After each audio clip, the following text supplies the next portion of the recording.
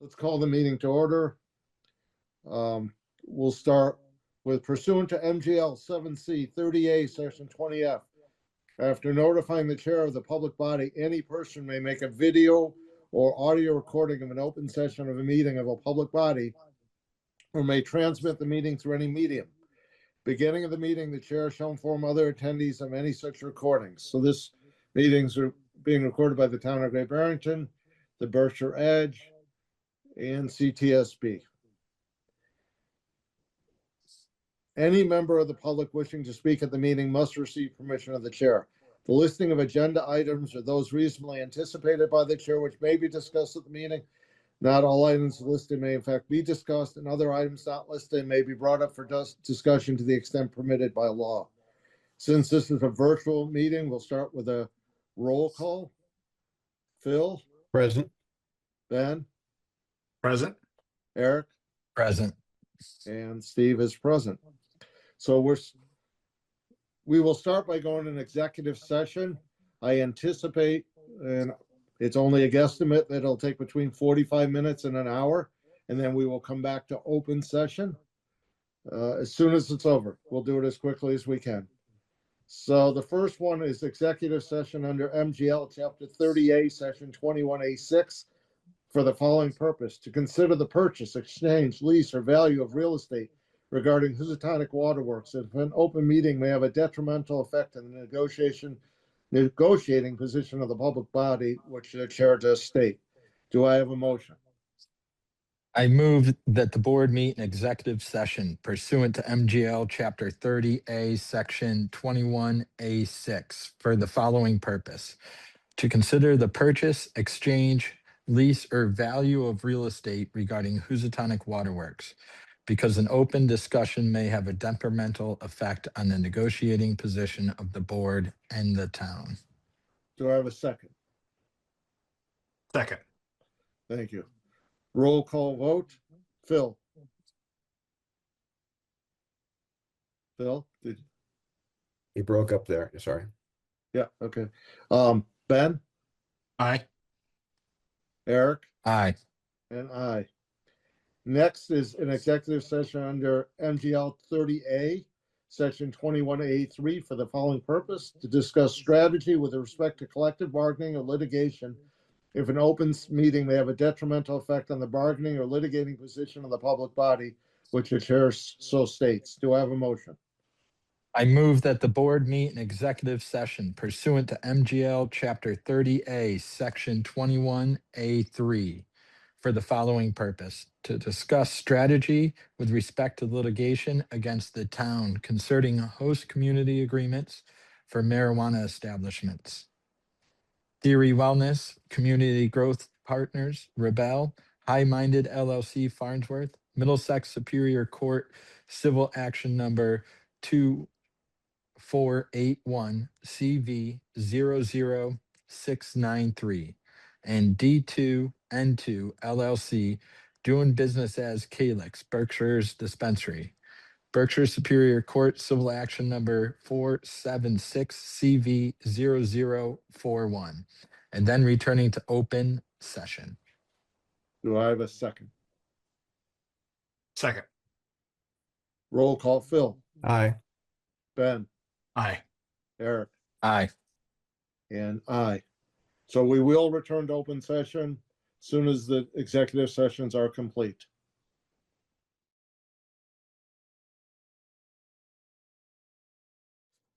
The open session of the meeting. And we will start with select board's announcements and statements. So I have a statement on the settlements of the Calyx Cannabis Establishment litigation. In August of last year, the board announced a settlement of litigation brought jointly against the town by 3 of the marijuana establishments in Great Barrington, who claimed they were owed a refund of community impact fees paid under the host community agreements with the town. That case has been filed in March of 2024, had been filed. A second refund case was also filed this month by the Calyx establishment. For that case, the select board has now reached an agreement to settle the litigation. The settlement is on the same basis as was used for litigation with the Theory Wellness, Rebel, and Farnsworth establishments. It was important to the board that the town treat each establishment on the same terms. As with the prior settlement, the select board has agreed to return a portion of the community impact fees paid by Calix and still held by the town. In total, Calix has paid $392,742 in community impact fees between April of 2021 and June of 2023. The amount that will be returned is $315,338. The settlement calculation follows the same ratio that was used for the other three establishments. As with those other establishments, the law still provides for host community agreements between individual communities and marijuana businesses operating in those communities. Community impact fees may still be assessed, but the process will now involve an annual computation and accounting of particular municipal costs that might arise as a result of operation of the individual business. Also, the same as for the other marijuana establishments, the community impact fees that were paid by Calix were in addition to the 3% local excise tax on cannabis retail sales. The settlement does not affect the collection or receipt of cannabis excise taxes, which go into the town's general fund each year and are subject to appropriation by town meeting. The select board has authorized the settlement through the negotiation process and in discussion in executive session. For the public record, I will ask for a motion to approve the settlement of the Calix litigation, Berkshire Superior Court Civil Action Number 2476CV00041, as I have described it, and to authorize town council to complete and file the necessary documents to end the litigation. Eric, So moved. do I have a second? Second. Any discussion? Seeing none, roll call vote. Phil, Aye. Ben, Aye. Eric, Aye. and I showed as being unanimous. Other town manager, other select board statements or announcements. Phil, Nothing for me. Thank you. Ben, I wanted to say thank you to DPW for all of the work they did over the weekend and today, cleaning up the snow.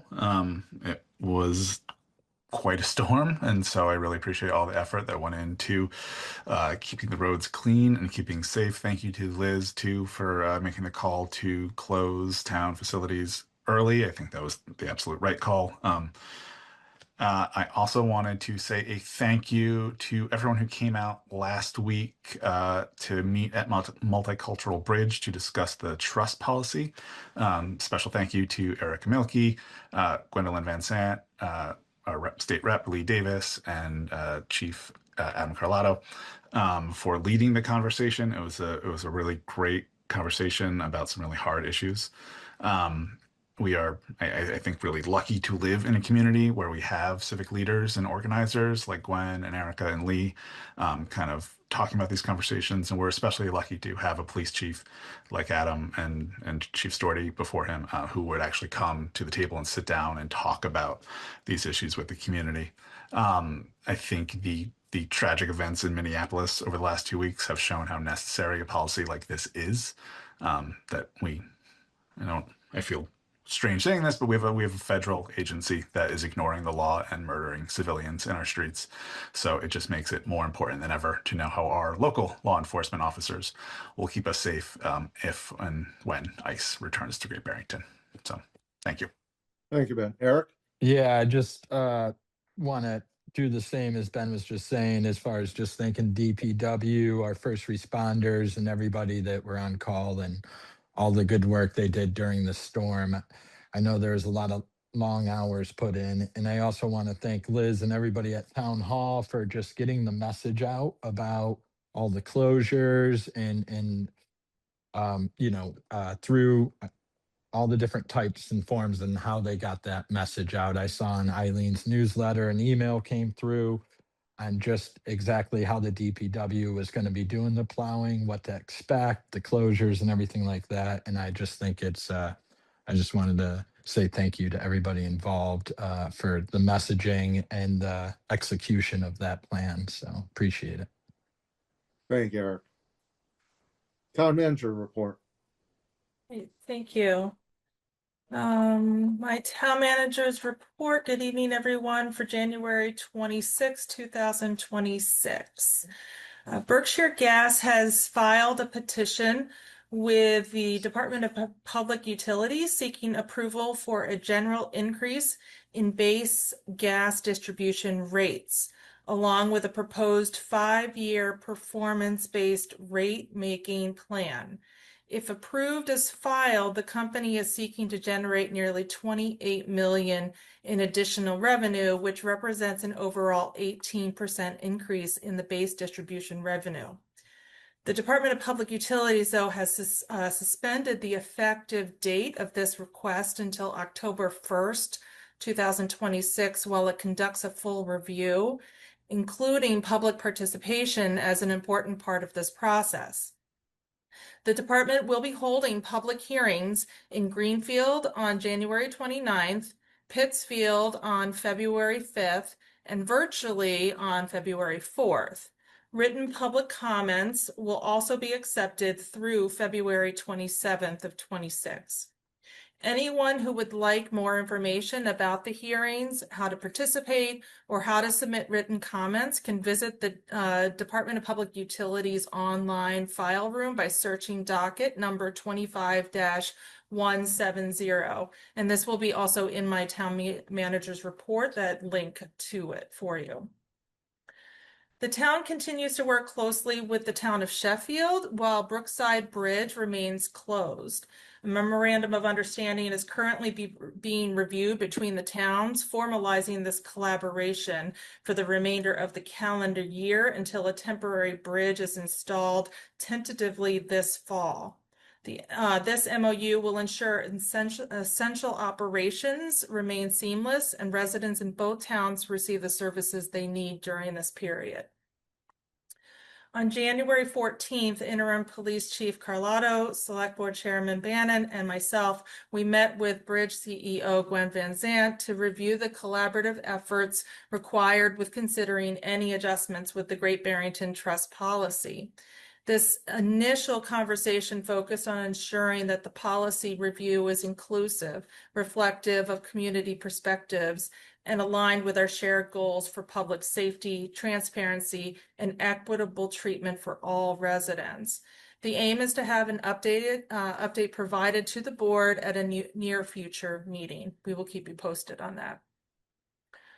On January 13th at approximately 5:15 p.m., Great Barrington Police responded to multiple 911 calls reporting a motor vehicle versus pedestrian accident on Main Street near Bilmar Vet Services.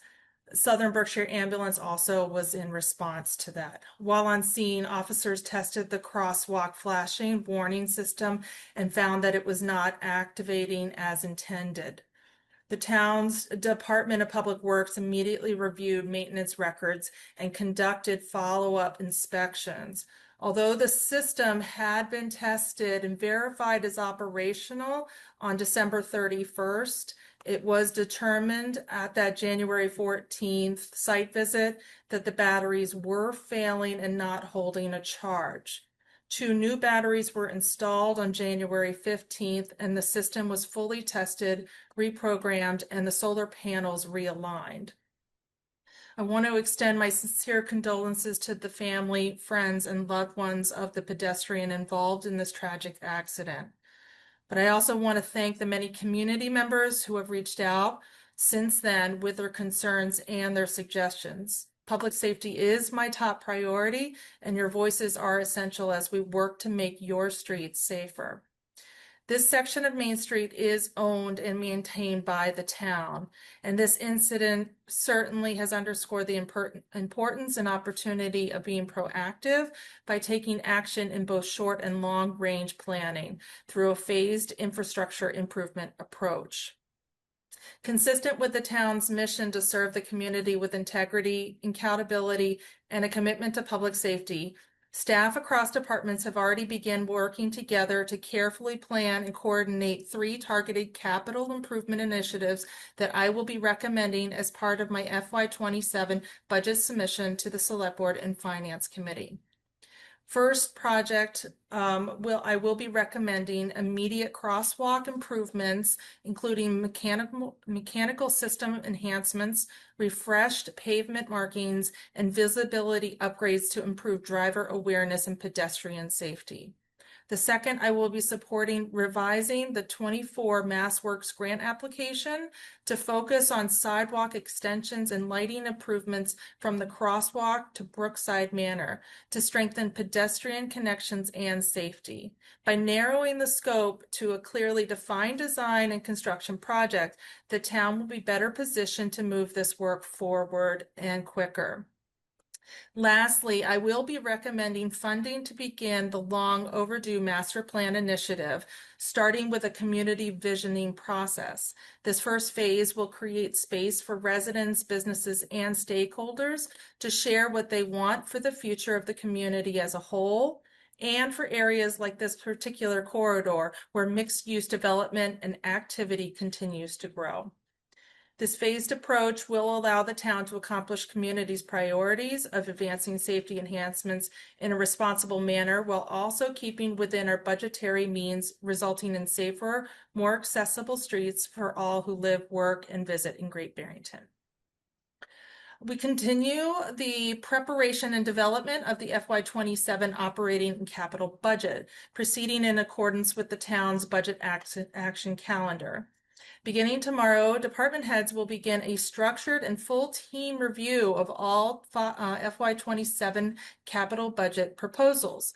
Each project will be evaluated individually and then rated based on defined criteria, including alignment with Select Board priorities, community needs, operational impact, and long-term sustainability.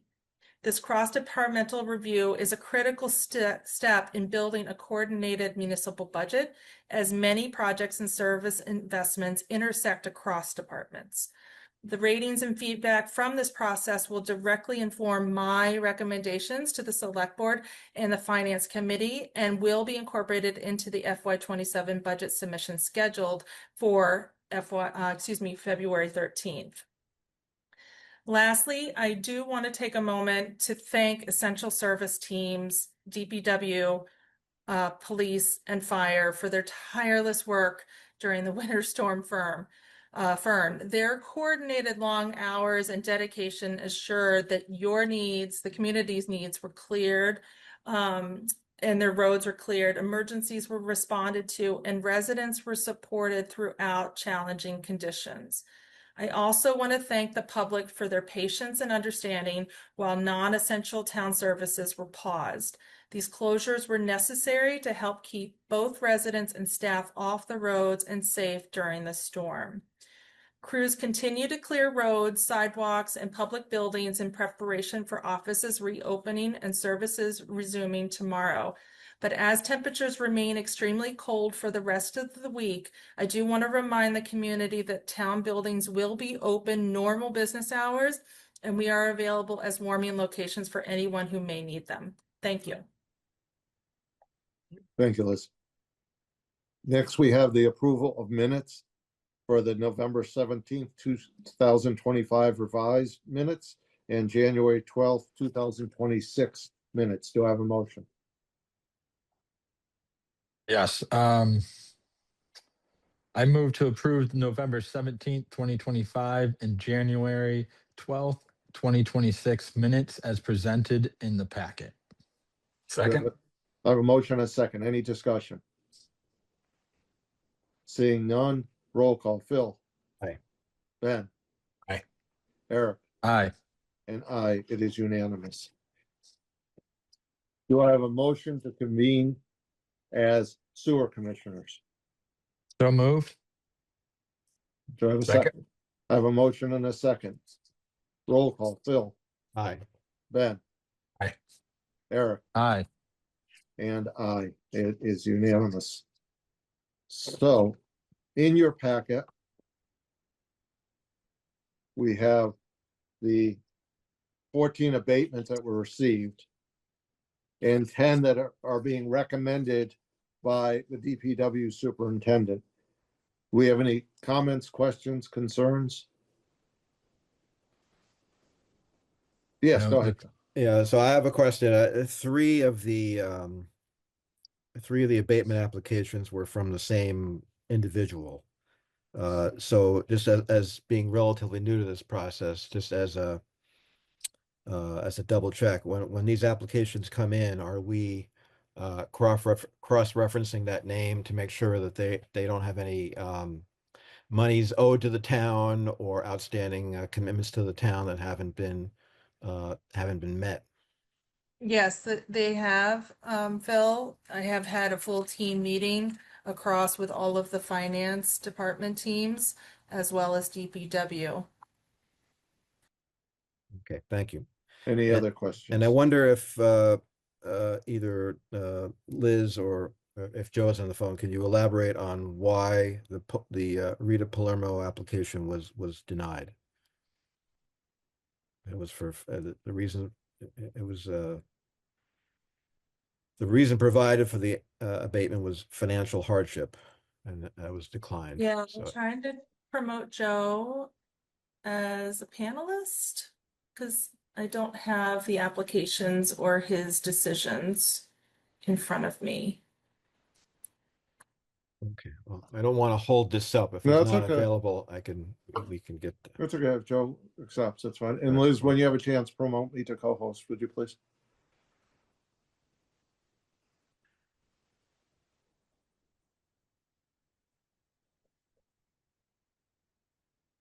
Oh, Joe's coming on right now. Right.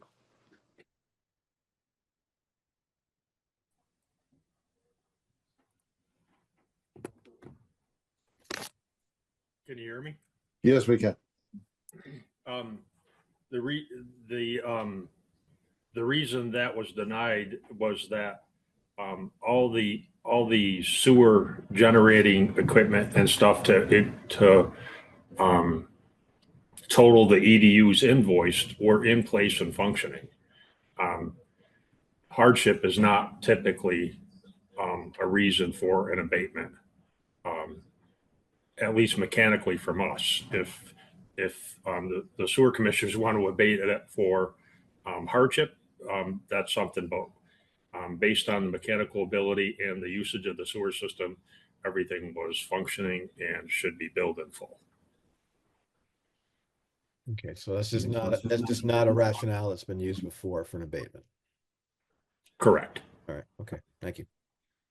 Anyone else? Yeah, Joe, just curious, the Dengala application, was that denied because they didn't have everything that they needed in the application, essentially? Ben, I don't remember that one, and I don't have it in front of me. Okay. There was one I know that was denied because it wasn't submitted in time, and there was another one that was denied because of missing information. Okay. I can look at that and get it to Liz, and she can share it with you. Joe, Thank it does say on it, received application November 13th and no water, electric bills included. Yeah. If that rings a memory with you.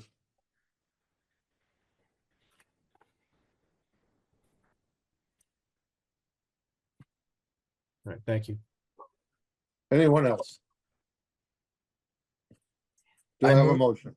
I Oh, move no. to approve the January 1st, 2025 through through June 30th, 2025 sewer abatements as presented in the packet. Do I have a second?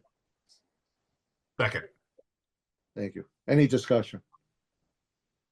No, I appreciate Joe and his team going through these abatements and doing the inspections. So thank you for that. Thank you, Joe. Yes. Hearing no other, roll call. Phil, Aye.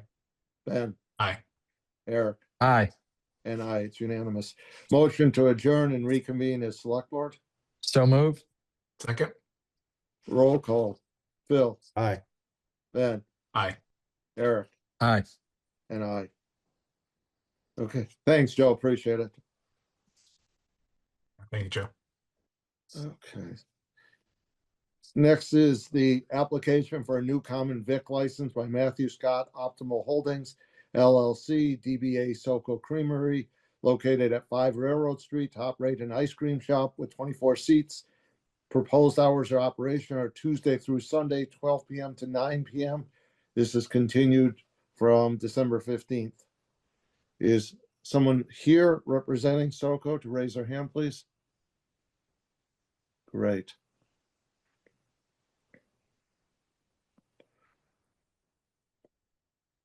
Just unmute yourself if you would. Got it. Perfect. You are the new owners of SoCo, I am. and you're gonna, other than what I just said, it's gonna be operated about the same as it's previously been.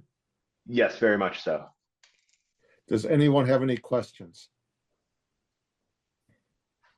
Hearing none, do I have a motion? I move to approve the new common vicular license as presented to Matthew Scott Optimal Holdings LLC, doing business as SoCo Creamery, located at 5 Railroad Street, to operate ice cream shop with 24 seats. Proposed hours of operation are Tuesday through Sunday, 12 p.m. to 9 p.m., pending any and all outstanding sign-offs from relevant departments and boards. Do I have a second? Second. Any comments, questions? I will just make a comment that I am very happy that Matthew, that you are continuing on with SoCo and its location. It was the first place I ever had a job in my life, as well as Great Barrington. But I think it serves an incredibly important part in downtown Great Barrington's culture. So I'm really happy that you will be continuing on and making it even better. Love the new branding and all the things you're doing. So Great. Thank you. Thank you, Ben. Roll call vote. Phil, Aye. Ben, aye. Eric, Aye. and I. It's unanimous. Good luck to you. Oh, I think he's off. I still wish him good luck. Let's see here. Okay, next is a request from the town manager on behalf of the W.E.B. Du Bois Legacy Committee to install displays on the exterior of Town Hall and other town buildings. And Liz, I think this is going to be the right spot to do this. Gwen just wanted to read a brief festival update also. So I'll turn it over to you.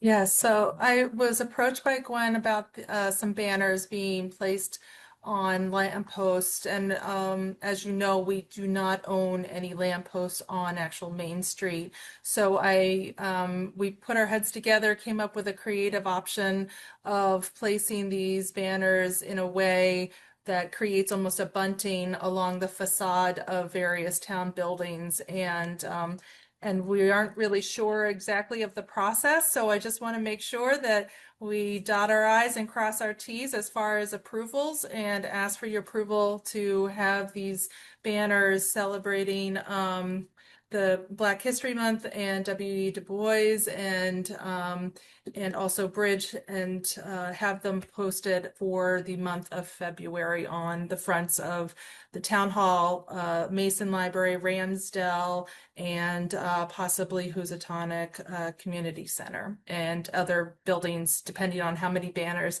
that Gwen has. Thank you. Does anybody have any questions? Do I have a do I have a motion? I move to approve the request pending final approval of the exact locations and means of installation by the town manager and relevant town staff. Second. Any discussion? Just that I think this is a really great creative way to use these assets. Congratulations on coming up with this idea. I'm excited to see how it looks, and just obviously that we are continuing to honor Dr. Boy's legacy in town. So. Yeah, I agree with you. I was going to call it a compromise, but it's not. It actually is a really good idea now that we can't use the Main Street posts. It's really thoughtful. Yeah. Anyone else? So we have a motion and a second. Roll call vote. Phil, Aye. Ben, Aye. Eric, Aye. and I. It's unanimous. Gwen, do you want to give us an update on the Legacy Committee? Yes, and at first I want to again echo thank you for figuring out how to have the banners up. I'm really excited to still have them on Main Street to honor Dr. Du Bois. So I prepared sort of a write-up on our plans for the Legacy Festival. I also want to thank everyone for the comments earlier about the conversations we're having on the trust policy. But right now, with my Du Bois Legacy Committee hat on, I'll read. So we're proud the committee's put together a really great festival. And again, for those of you that haven't heard us talk about this, the Legacy Committee works and focuses on Du Bois Day, which you all made a holiday. And we invite other community partners to put up their own Du Bois honorings throughout the period. And I think this is might be the longest running because the first date I have on this calendar is February 12th. But we came up with the theme Seeking Justice Through Truth Telling, Du Bois Art and Historical Memory. Last year, it was really amazing. We had Victoria Christopher Murray, and we had the At Buffalo team, and we really explored Du Bois through the arts. And we wanted to continue that theme, so you'll notice that throughout. So on February 12th, the Mahawi Theater is partnering actually with Du Bois Freedom Center. And I'll just read their blurb. That's the Du Bois Freedom Center is partnering with the Scottsboro Boys Museum in Scottsboro, Alabama to host the museum's traveling exhibit at its 309 Main Street office from February 10th through late April. As part of the opening week, the center will present reflections on justice, W.B. Du Bois, the Scottsboro Boys, and the legacies of injustice at the Mahawi's Theater Indigo Room. So that's really exciting. And then the next day, Jacob's Pillow is hosting a community shout out in Pittsfield. And it's an open participatory gathering rooted in African and African diasporic song, rhythm, and storytelling, led by Reggie Wilson and Mikkel Kauko. I'm very sorry, I don't think I got that right. But a Reggie Wilson Fist and Heel performance group. So Reggie Wilson's been a part of a lot of our festivals, so it's exciting to have them again and joining Jacob's Pillow. And Jacob's Pillow has been a longtime partner, and Tasia is one of our committee members. And then we get closer to Du Bois's birthday on the 21st, that day that we met about the trust policy. Jeff Peck, Dr. Du Bois's great grandson, was in town because he's bringing his new foundation, the WB Legacy Foundation, is bringing a presentation to Monument Mountain High School. It's called Dr. W.B. Du Bois, an American Hero. This has been a part of a series he's done bringing voice to the descendants of local civil rights heroes. He is representing his great-grandfather, but this one also has some new material focusing on Albert Einstein and Ida B. Wells. So that'll be at Monument on February 21st. And then on the 22nd, the Du Bois Freedom Center does a reception at their 309 Main Street for anybody that's in town for Du Bois's birthday. And then Du Bois's birthday is on a Monday, and the most exciting thing about that is that school is in session. So that doesn't happen most of the legacy festivals. Everybody's on February break. So we're really excited about having Jeff's performance at Monument, and then being able to work with the schools to have more students involved in Du Bois Day, we hope, their first day back. Hopefully they'll have field trips downtown. But we'll do tours in the morning, which we do. Bridge has some vans, and we partner with the other Du Bois partners and take folks to the graveyard, to the Boyhood site, to the Boys Freedom Center, and the Riverwalk, some other key spots. So we'll do that in the morning.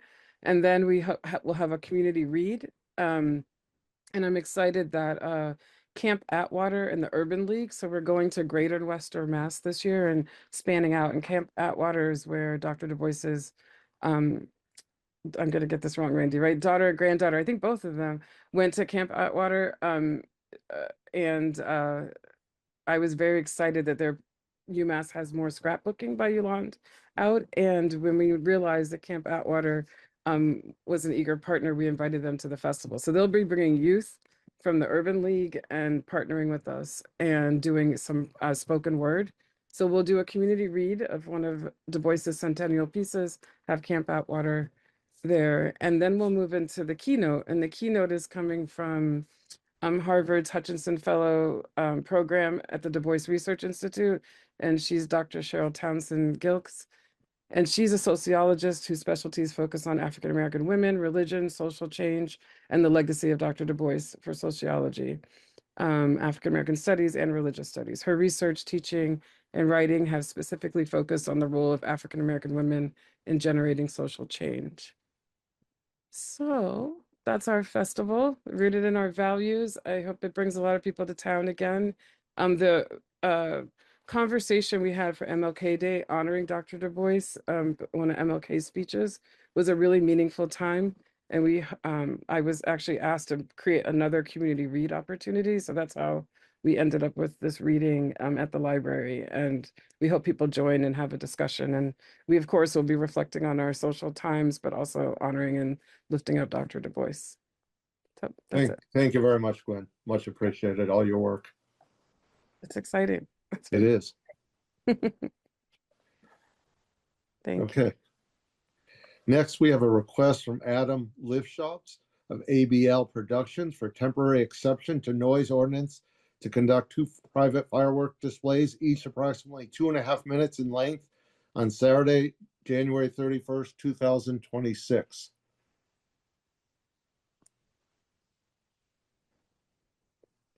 So I'm just promoting Adam.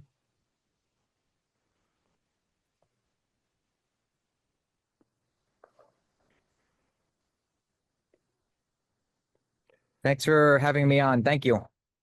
Yeah. Can you just give us a little information about this display?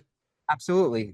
So we're doing filming a television show in Great Barrington, and as part of our finale, we would love to see if we might be able to have 2.5 minute fireworks displays, anywhere ranging from 10 to 11 p.m. I know it's past the allowed hours. That's why we're asking it to be an exception. As part of our finale, we're having a large party, and that's literally like the final shot. You know, everyone comes out onto the lawn and they see the fireworks, and we have our drone up, and it's just a great spectacle for everyone kind of in there. We want to ask for two times so we can do one and then reposition our cameras and do it again.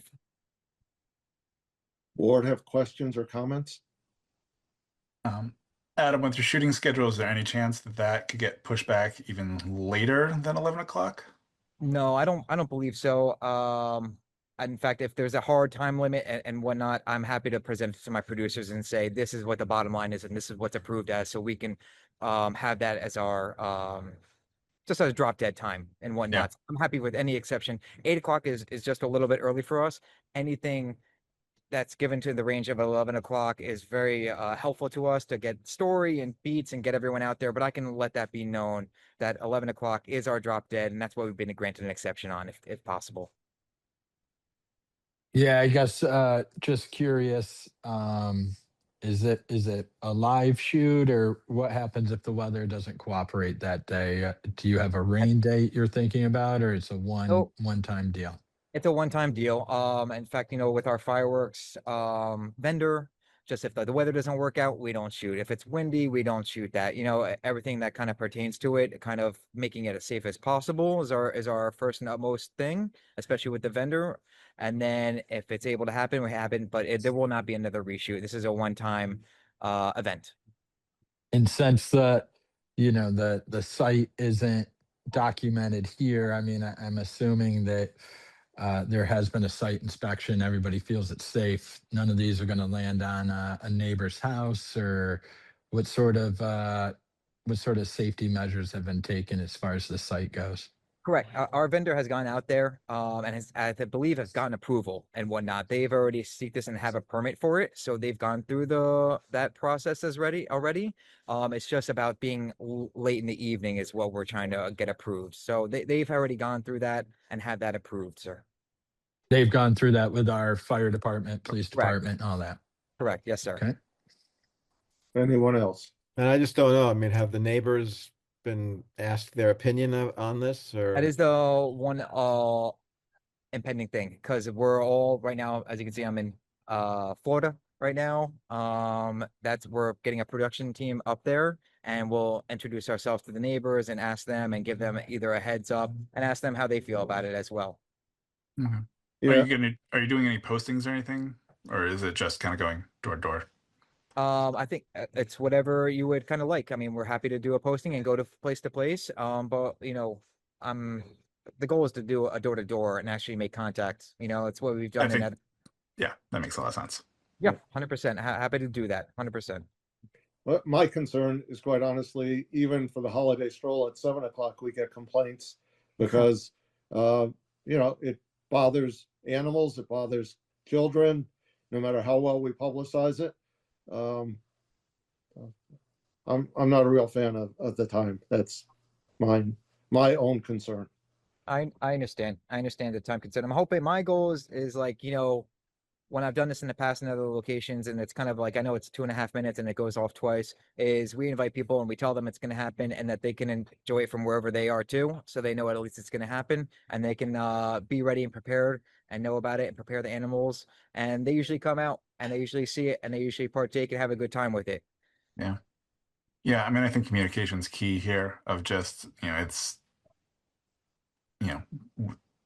the sound will carry. So like even knowing the full, like, distance of people to kind of notify is a little tricky, but so, yeah, that's.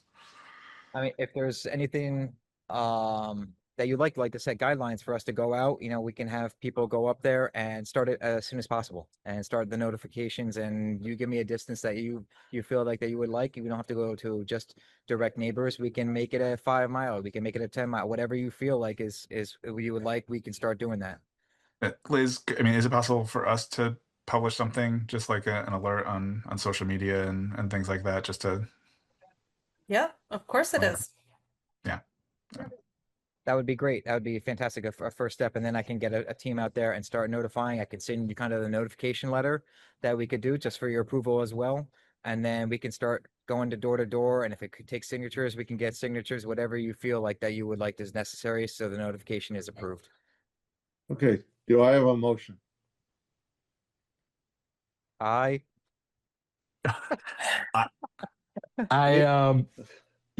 guess I'm thinking on this here, and Adam, I guess I'm also concerned about the 11 o'clock start. And I guess I might be willing to make a motion, but I would really like to see this. If we are, I wanna help with the shooting, and I'm and everything regards to that. I want to be welcoming. It is on private property, but also very wary of the neighbors. Again, not really knowing where it's located, but Eric, I Eric, think it before would you make. make a motion, Yeah. there's a couple of people with their hand raised I didn't see, so let me Yeah. just Okay. quickly go to them. Michelle? Michelle Lubert, 70 Division Street. I'm just a little perturbed that the location, I'm going through the packet trying to find the location of this. So what is the address of where this is going to occur? It's a private address. I'm just pulling it up right now, if you don't mind. I think that's pretty important considering it could be in my backyard and I don't even know it. So I think that the address should be disclosed. Absolutely. The address is 25 West Sheffield Drive in Great Barrington. Okay, thank you so much. And also, I strongly recommend that some sort of notice be issued out with regard to this. The chair is right. There are people sensitive to such things, although this is for such a brief period of time, but it's going to be late. And not everybody is on these meetings and knows about it. So like I'm personally myself as a resident, I'm just a little bit uncomfortable about it. But thank you for disclosing the address. I appreciate that. That's no problem. Thank you, Michelle. Eileen Mooney?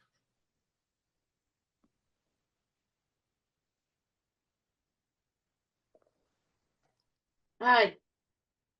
I was okay. I was wondering why it's necessary. It's late at night. There are only about 5 days in which to notify people. I will get part of that and I'll let Adam answer the rest of it, but they applied previously and a few weeks ago, but this is the first meeting beforehand. Adam, do you want to add anything else to that? No, I apologize. Once the first creative came out and we kind of went over it, it's the first thing to do was kind of see what the proper steps were. And we've taken the proper steps with permitting the fireworks. And then like you said, this is the first meeting where it can be kind of addressed that way. And then happy, like you said, I know the notification is on short notice of 5 days, but happy to go out to the range of people and notify them even more door to door and let them know why and how we're going to do it in time wise so they can prepare themselves if it's approved. And then just for the reason of it, it does make an end cap. It is part of the 20-year anniversary for our show, and it is a great party, and it will be like visually stunning for us. So it is kind of like that cherry on top for our show of going city to city and whatnot. So it is kind of like the finale end piece of our show. Is it part of the production, or is it an after? Oh yes, performance? absolutely. As is It 100%. is part of the production. Yes, ma'am. Yes, ma'am. It's not a party of some sort or like a production party. It is part of the production and we'll be on camera for sure. Thank you. You're welcome. Michelle, very, very briefly. Yes, I'm just wondering why the address wasn't placed in the agenda.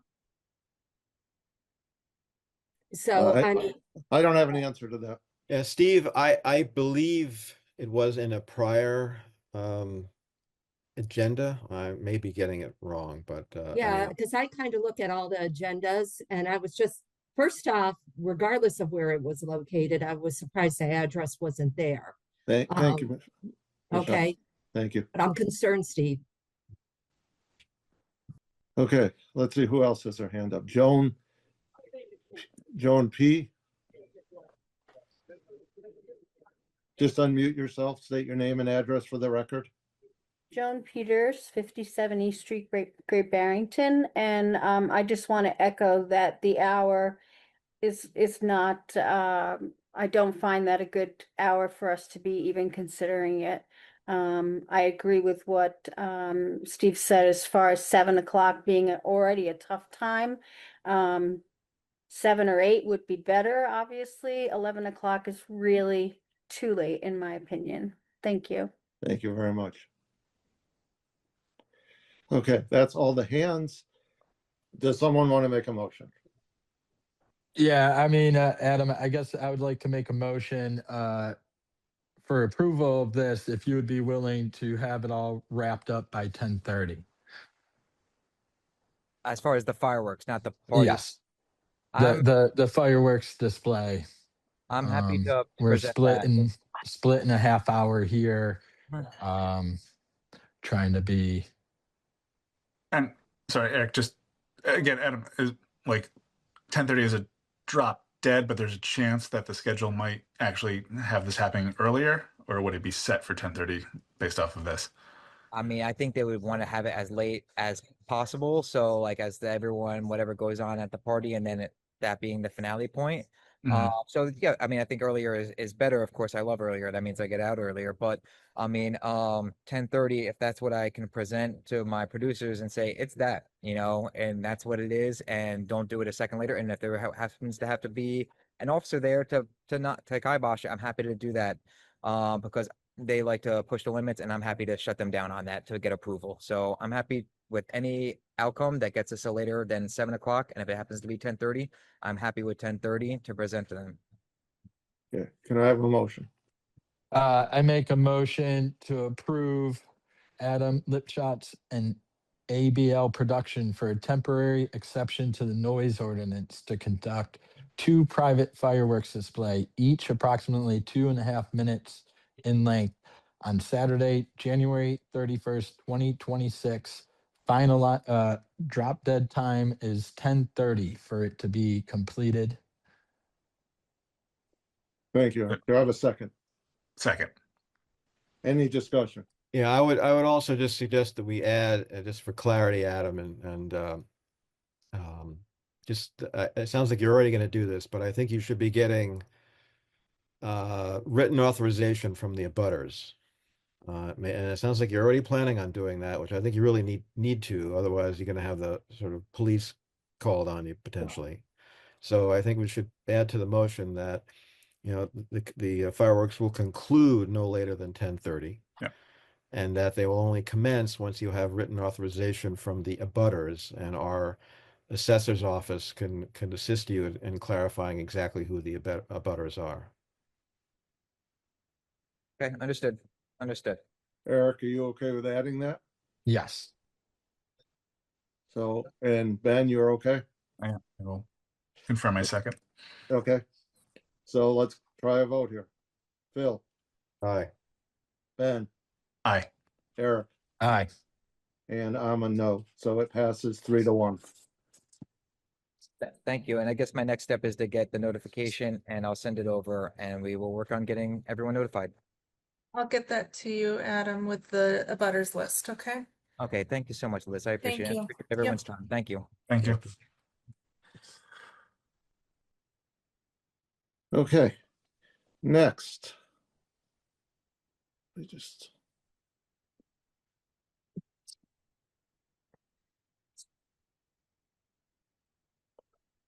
Let's promote Emily. There she is, I think. Yep. So next is a presentation of the proposed adoption of a residential tax exemption from the principal assessor Emily Schilling. Tonight is a presentation.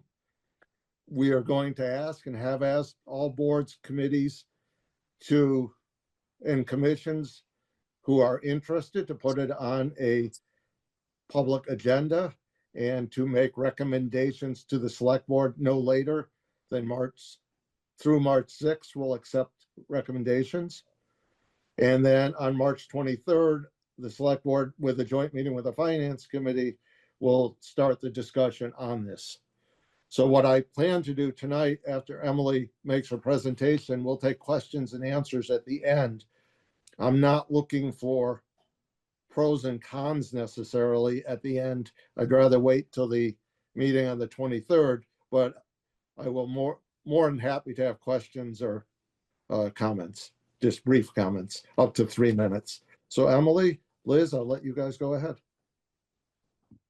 Okay, let me see if I can share my screen.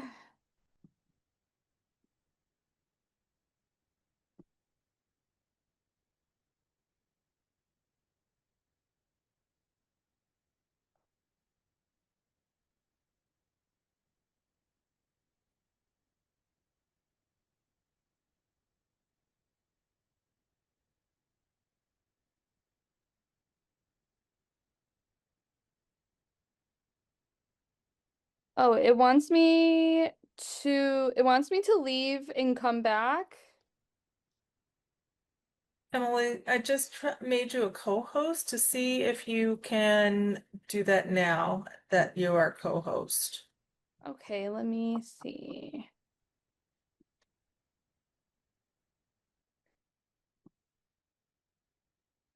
There we Oh, go. okay. Hey. Perfect, thank you. Yay. Okay, phew. That was scary.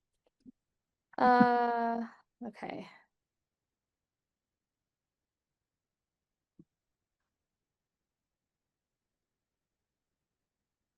Oops, we're not at the beginning.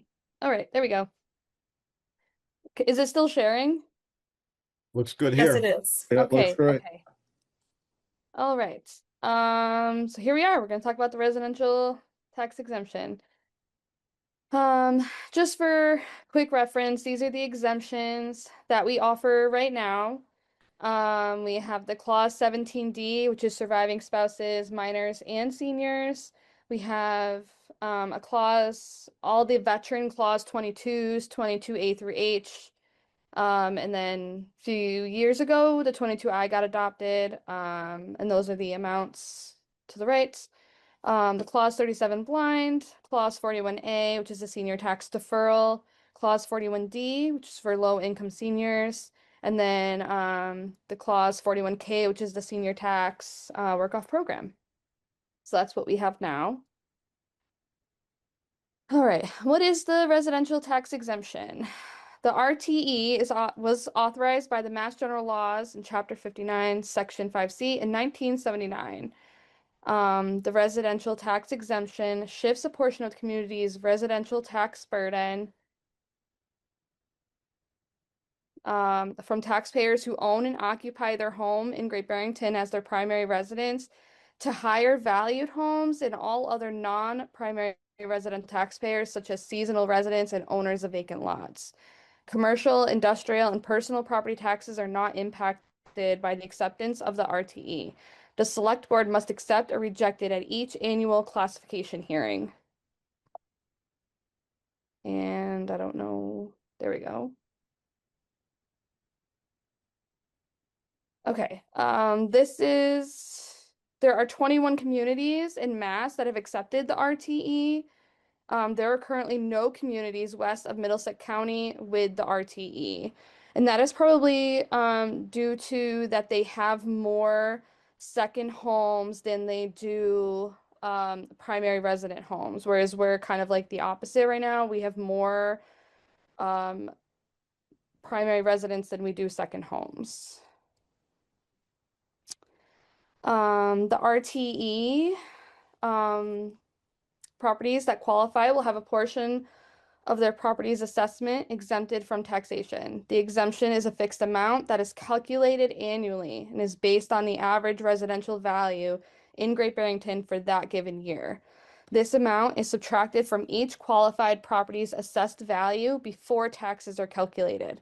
Because the RTE subtracts the residential value from taxation, the residential tax rate must be increased to collect the full tax levy. The RTE is revenue neutral. It does not change the total amount of money the town needs to collect. It can be combined with other exemptions. If accepted, taxpayers would see the RTE on their actual Q3 and Q4 tax bills. This is going to show us how it's calculated.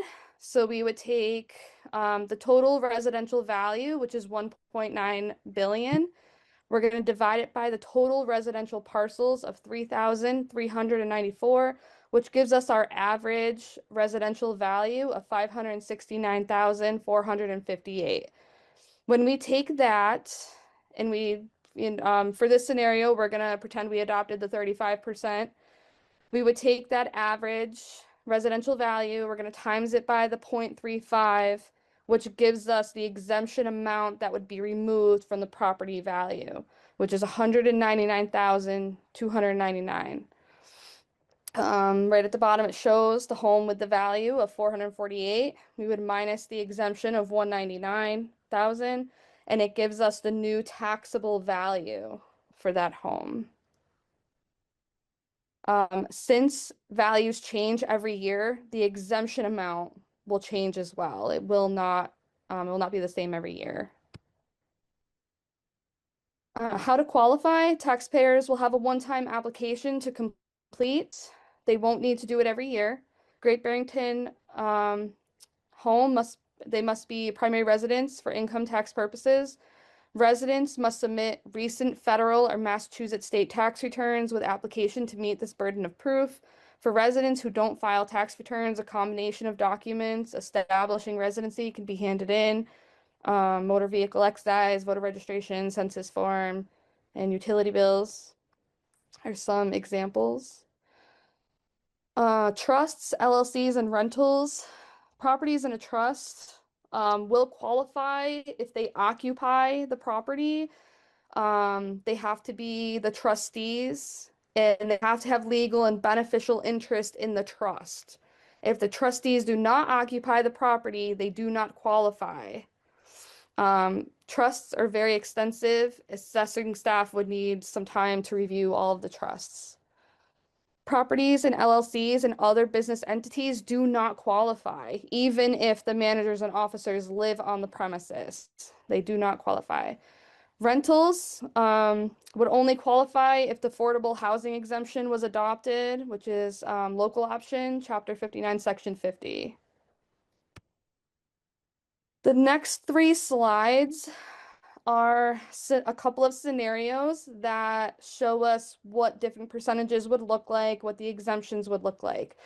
The tax rates in these scenarios are not tax rates that would be for us. Those are estimated numbers. So our first scenario here would be if the select board and finance committee adopted 5%. It shows us that based on the average residential value with the 5%, our exemption would be 28,000. So it shows what our homes currently look like now. 569,000 times our 1324 gives us the tax bill of 7,539. Again, because we're pretending we adopted the RTE at 5%, we're going to minus the 28,000 from the value, which gives us our new taxable amount, but our tax rate has to go up. So our new tax rate for all residential properties would be 1373. The new tax bill would be minus about $111.90. However, a seasonal home or a home with a higher value at that same tax rate for 1373 would not get the exemption, and their tax bill would go up about $279. Our next scenario shows us what 20% would look like. Our 20% exemption would be 113,891. As you can see here, our tax rate would jump up to 1547. So a home with the exemption with an average residential value of 569, with our new taxable amount of 455,000, our new tax rate, they would have about $500 taken off their bill, 492 to be exact. And then a seasonal higher valued home would have an increase of 1,269. For 35%, our exemption would be the 199,310. Our tax rate would jump up to $17.70. So a resident home, primarily occupied, would see about $1,000 off their tax bill, but a seasonal home, higher valued home, would have an increase of 2,539. Again, all these numbers are estimated numbers. These are not the numbers that Great Barrington would most likely get. They could be higher, could be lower. We don't have those final numbers yet. This is what our timeline would look like to take the right steps. Operating budget should include an increase in the overlay for abatements, an increase for the Munis Bridge. We would have to modify our system to understand that we have adopted an exemption. Town meeting, May 2nd, would have to adopt the MGL Chapter 59, Section 5C. At our annual Select Board tax classification hearing, which usually happens around November, we would set the percentage for the residential tax exemption. The assessors, we would notify the DOR, which is the state, and then we would start sending out our applications. It's a one-time application that homes would have to turn in. Our new tax rate would be calculated. The exemptions would be applied, and homeowners could see this on their third and fourth quarter tax bills. Residents that may have missed the filing deadline or didn't hand it in time would have the month of January, or no, they would still have up until April 1st to turn in the application, and then we would do the abatement. And then that says we would review and deny. If you're denied, you can appeal with the ATB. And then there's a little snippet down here, the Seasonal Communities Act, which allow us to increase the RTE to 50%. And that's it. So I'll let the board ask questions first, and I'll start off, and then if any of the public has any questions.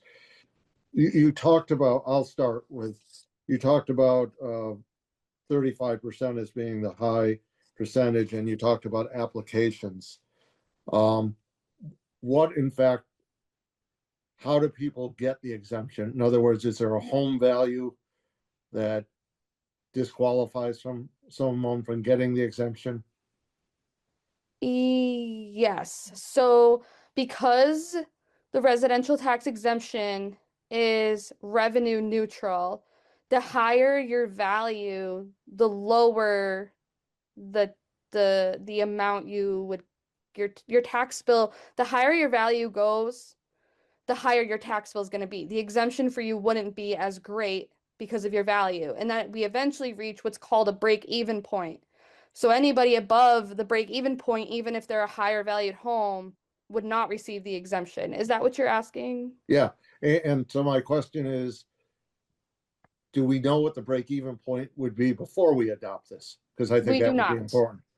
We So do we not. have- The break-even point is determined by the number of eligible properties, which I don't have that right now. It's a very extensive study that will need to be done to determine what properties are eligible. We have to start with ownerships. You know, we have to look at so we'd have to pull all the residential properties, a report with all the residential properties.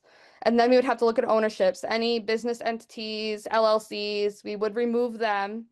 Then we could probably look at mailing addresses. Anybody not having a mailing address of Great Barrington or Housatonic or a Housatonic PO box could also be removed to help determine vacant lots, any properties classified as a 106, which is kind of like an outbuilding or shed. Those properties would not qualify, so we would have to remove them. Mixed use, I haven't gotten a straight answer of whether or not mixed use properties qualify, like a 013, for instance, is a commercial with residential. It's very unclear of whether or not they would qualify. And that might get us a little bit closer to determining what our eligible parcels are. And then that would help us determine where our break-even point would be based on the values. So I guess, I think your presentation was really good, but I think before we vote on this, we would need to know that break-even point because it would make a huge difference. Exaggerating if the break-even point was 400,000 as opposed to if it's 1.2 million. I mean, just because it can have a detrimental effect on people who've lived here their whole life and their houses are valued high, but their income is not. So I would think if we're interested in this, that would be the next step we would ask you. Does that make sense? Yes, no, that totally makes sense. And that's why at the tax classification hearing, I said, I'm just going to reiterate what I've said back there, is that it's a lot of work. Determining the residential exemption, there's a lot of work that goes into determining it. You know, it's a very extensive study that would need to happen to determine all of those numbers. No, and I get that. I understand that. Eric, go ahead. Yeah, and so I got a few questions for you, Emily, and again, thank you for putting this presentation down. Now, the timeline seems pretty good, but with all that work, it seems like it might be kind of aggressive. And so I guess my first question would be, what do we think the added cost to implement this for the town would be, as far as the paperwork, mailers? Is this something that you're going to be able to do by yourself? Are we talking about more staff? Or I guess these are the questions that I would be curious about. Like, what do we think the startup cost would be for the town to implement this? And especially if we're talking about implementing it within a year's time, let's say. That seems like a lot of work.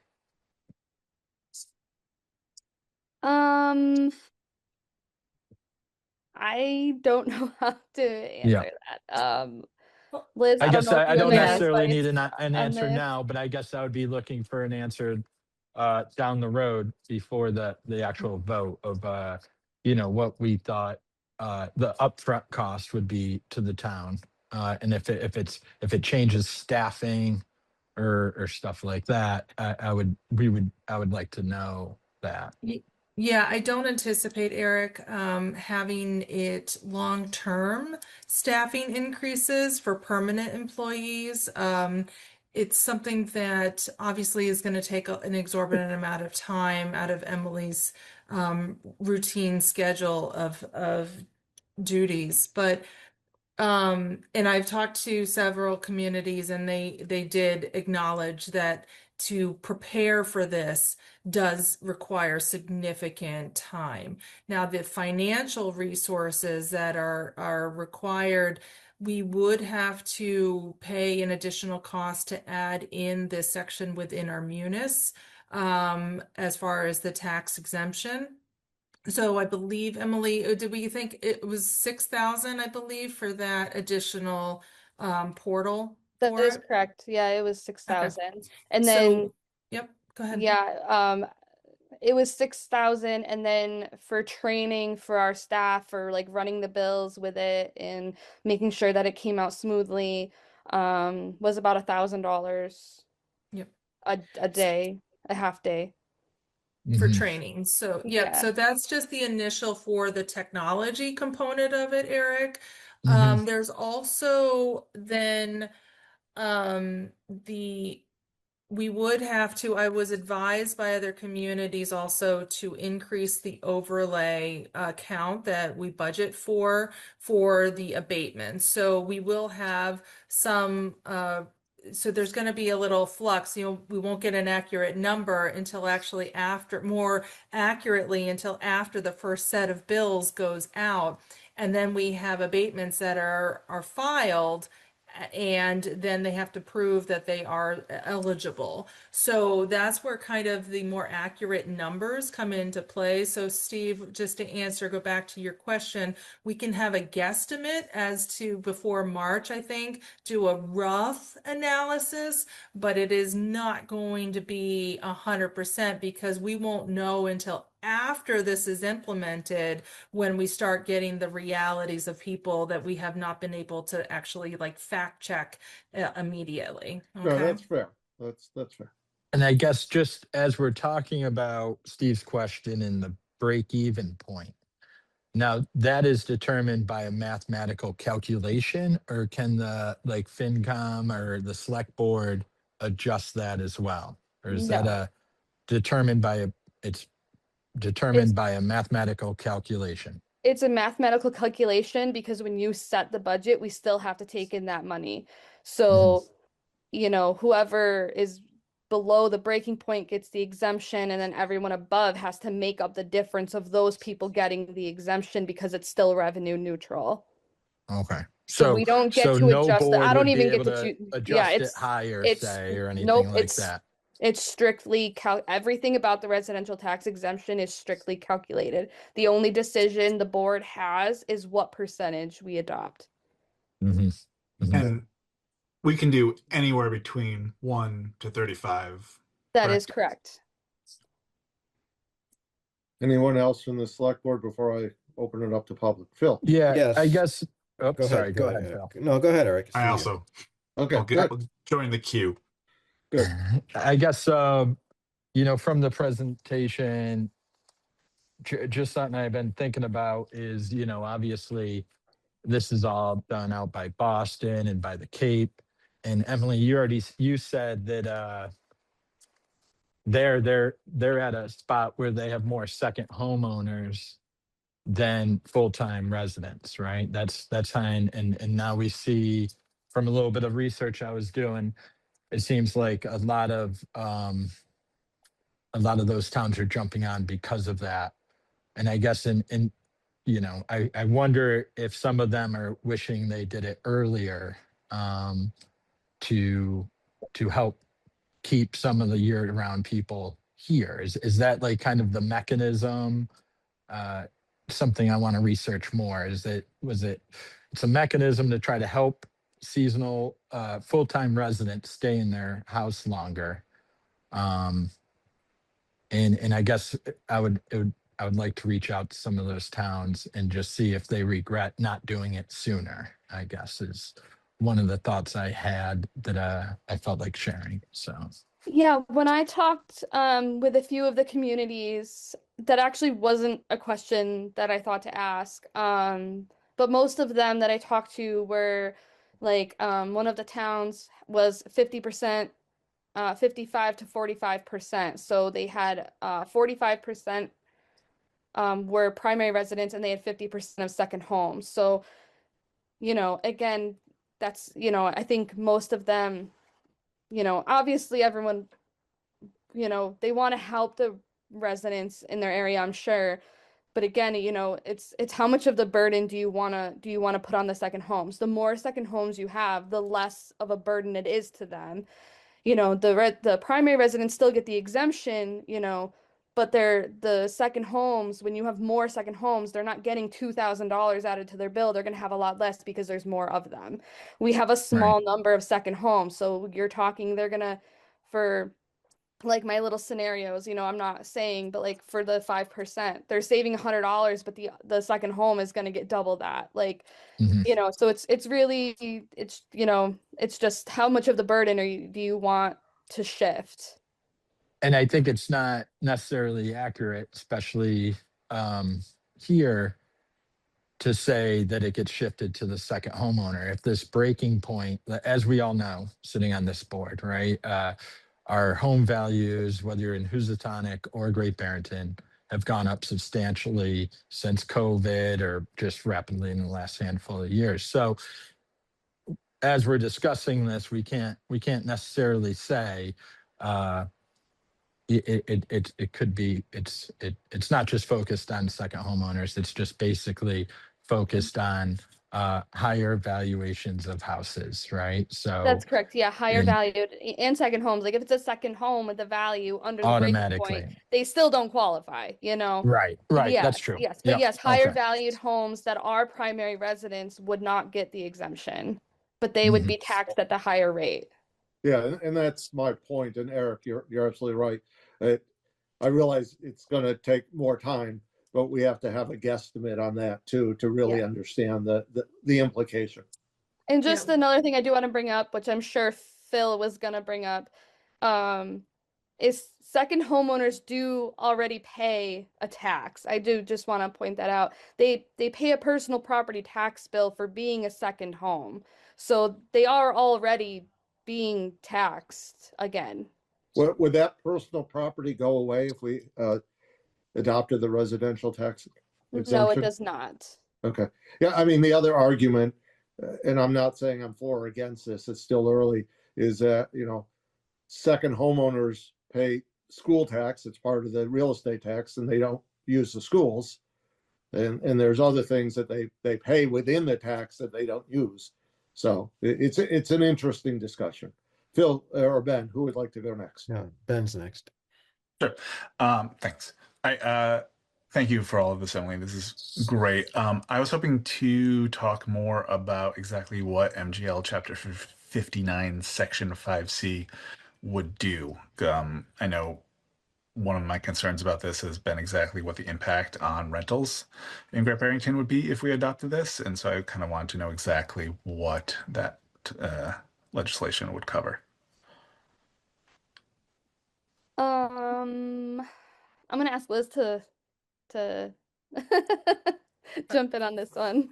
Yeah, I'm not versed in that section of law. So Ben, that's something else. Yeah, you if you wanna, I didn't go deep into depth with that, to be honest. I mostly focused on, again, the past communities that I've worked in, I've never had to be this extensively involved with the residential tax exemption. So to prepare myself for this meeting, I have done a lot of research on the residential tax exemption to make sure that I was prepared for your questions. But to be honest, I did not look at the affordable housing. I just knew it was an option for us to adopt, and I did not deep dive into it. I just know that it does allow the renters to qualify for the RTE, but I believe it still has to be owner occupied. So they would still have to be living on the property. Yeah, and Ben, we can also collect all of your questions and be able to get it out to you and others as to what exactly this is in preparation for the March deeper dive discussion. And I do still have my contacts on the Cape that I can discuss if they have that actually acceptance of the affordable housing portion for the rental in addition to the actual residential tax exemption, and see how that crosses over. Yeah, that would be fantastic. Thank you both. Okay. Sorry. Thanks. Phil. A couple of things. One, following up on Ben's comment, which is important. Actually, that topic came up at the last Affordable Housing Trust meeting.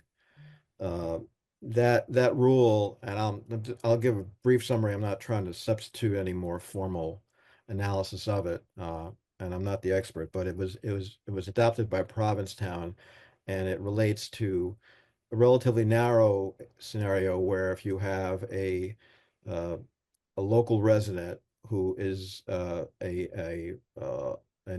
resident landlord and rents out a single apartment in their property, then they're allowed to basically get the benefit of that exemption and have it flow through, to the tenant. But it's really only relates to that one scenario of the owner landlord for one unit. I believe they're trying to extend it a bit. Peter Most did some more research on that, and I'll let others speak to that. But it's relatively narrow. It doesn't address 5 or 10 unit rental units, and the way it's written now is those properties would not get the exemption. And therefore they pay a higher tax, and the concern, which has been expressed many times by others, is that they would pass through that higher tax to their tenants, which is certainly not the intention. Couple of questions, Emily, and again, I'm not expecting you to know this tonight. And again, I appreciate all the work you've done on this, and it's a lot of detailed issues in here that requires a lot of work on your part just for us to get to so there's a lot of work involved by Emily just to get to the point where it'll allow us to all make an informed decision on this. And then there's the work where if we decide to go forward on it, how to implement it. So there's a lot to it. On the break-even point, that as has come up before and mentioned by others, there is on the state website, there is this handy-dandy calculator that allows you to throw in a few assumptions, assume a certain tax exemption rate, and that spits out, the break-even point. So at that, you could do that, but as Emily pointed out very diligently, a lot of those, to get to that accurate assumption about how many residents would be eligible for the exemption, and therefore what would the break-even rate look like? Again, that's a tougher exercise, but the state has set up a calculator to do that based upon certain assumptions about the number of homes eligible, et cetera. But there's certainly plenty to do there. So Emily, just to confirm this, you mentioned up front, there's a handful of existing exemption programs. Those are all means tested. A basic point about the residential exemption is that, am I correct in saying that that's not a means tested exemption? In other words, it has nothing to do with how much income a particular resident has or does not have. For the RTE? Yes. That is correct. They would just Right. have to apply with the one-time application, and then they just have to be a primary resident here. I think they have to for that fiscal year. So if it's, if they were getting it for FY 26, they had to have owned the property as of January 1st of 2025. So, or 24, 20, yeah. Okay, and now, continuing on the point about other exemptions, one concern that I have, it's a question at this point, is that I think we all understand the affordability issue, and the affordability issue relates to senior. The way the state breaks it down, they provide a lot of options for seniors to get some type of exemption or rebate or a deferral. But if you're not a senior, those options are much less available. But on the point of the seniors, but there is this existing state program called the Senior Circuit Breaker Tax Credit. And rough summary is that if you're a senior and your income falls below a certain level, the state will rebate you a certain amount of money to pay your property tax bills. Again, that's a very crude summary. And looking at the state website, they provide some data. And it's actually for tax year 2022, which is a bit stale, but that's the most current they have. So it's saying that in Great Barrington, we have 226 residents who are filing for the state income tax breaker to get some relief on their property tax bill, and they're receiving an average benefit of $985. So that's a good thing. The concern is it gets into some complicated math, but if those same, and this has been expressed elsewhere, if those same recipients of these state tax credits also benefit from the residential tax exemption, then they will lose the benefit under the state circuit breaker program and perhaps be, you know, again, they'll get some of those benefits will be taken away. So where it shakes out, whether or not they're a net benefit or a net loss there, it's obviously impossible to say. But these residential tax exemption benefits essentially could eliminate some portion of the state tax breaker benefit. So ideally, we could look at that and understand that trade-off better. It's challenging because, as I confirmed with Emily earlier, she has nothing to do with the state circuit breaker tax credit. It's a Massachusetts state income tax matter, and it's outside of her purview. So it's a little tricky to figure that out. But I wouldn't want to go too far down in this before we understood that trade-off better. And then just to confirm, Emily, if hypothetically, if we have a resident in Great Barrington that has two properties, one would be their primary residence, which would qualify for the RTE, and another where perhaps they bought their grandmother's house and they're renting it out on a long-term basis or even on a short-term rental basis to supplement their income. Is it correct to say that they could benefit from the residential tax exemption for one property and then pay more tax on this other property? Is that the right way to look at it? That is correct. So the property that they're occupying, as long as they're not renting it, they would qualify for the RTE, but the other property would not. And it would be Okay. taxed at the higher rate.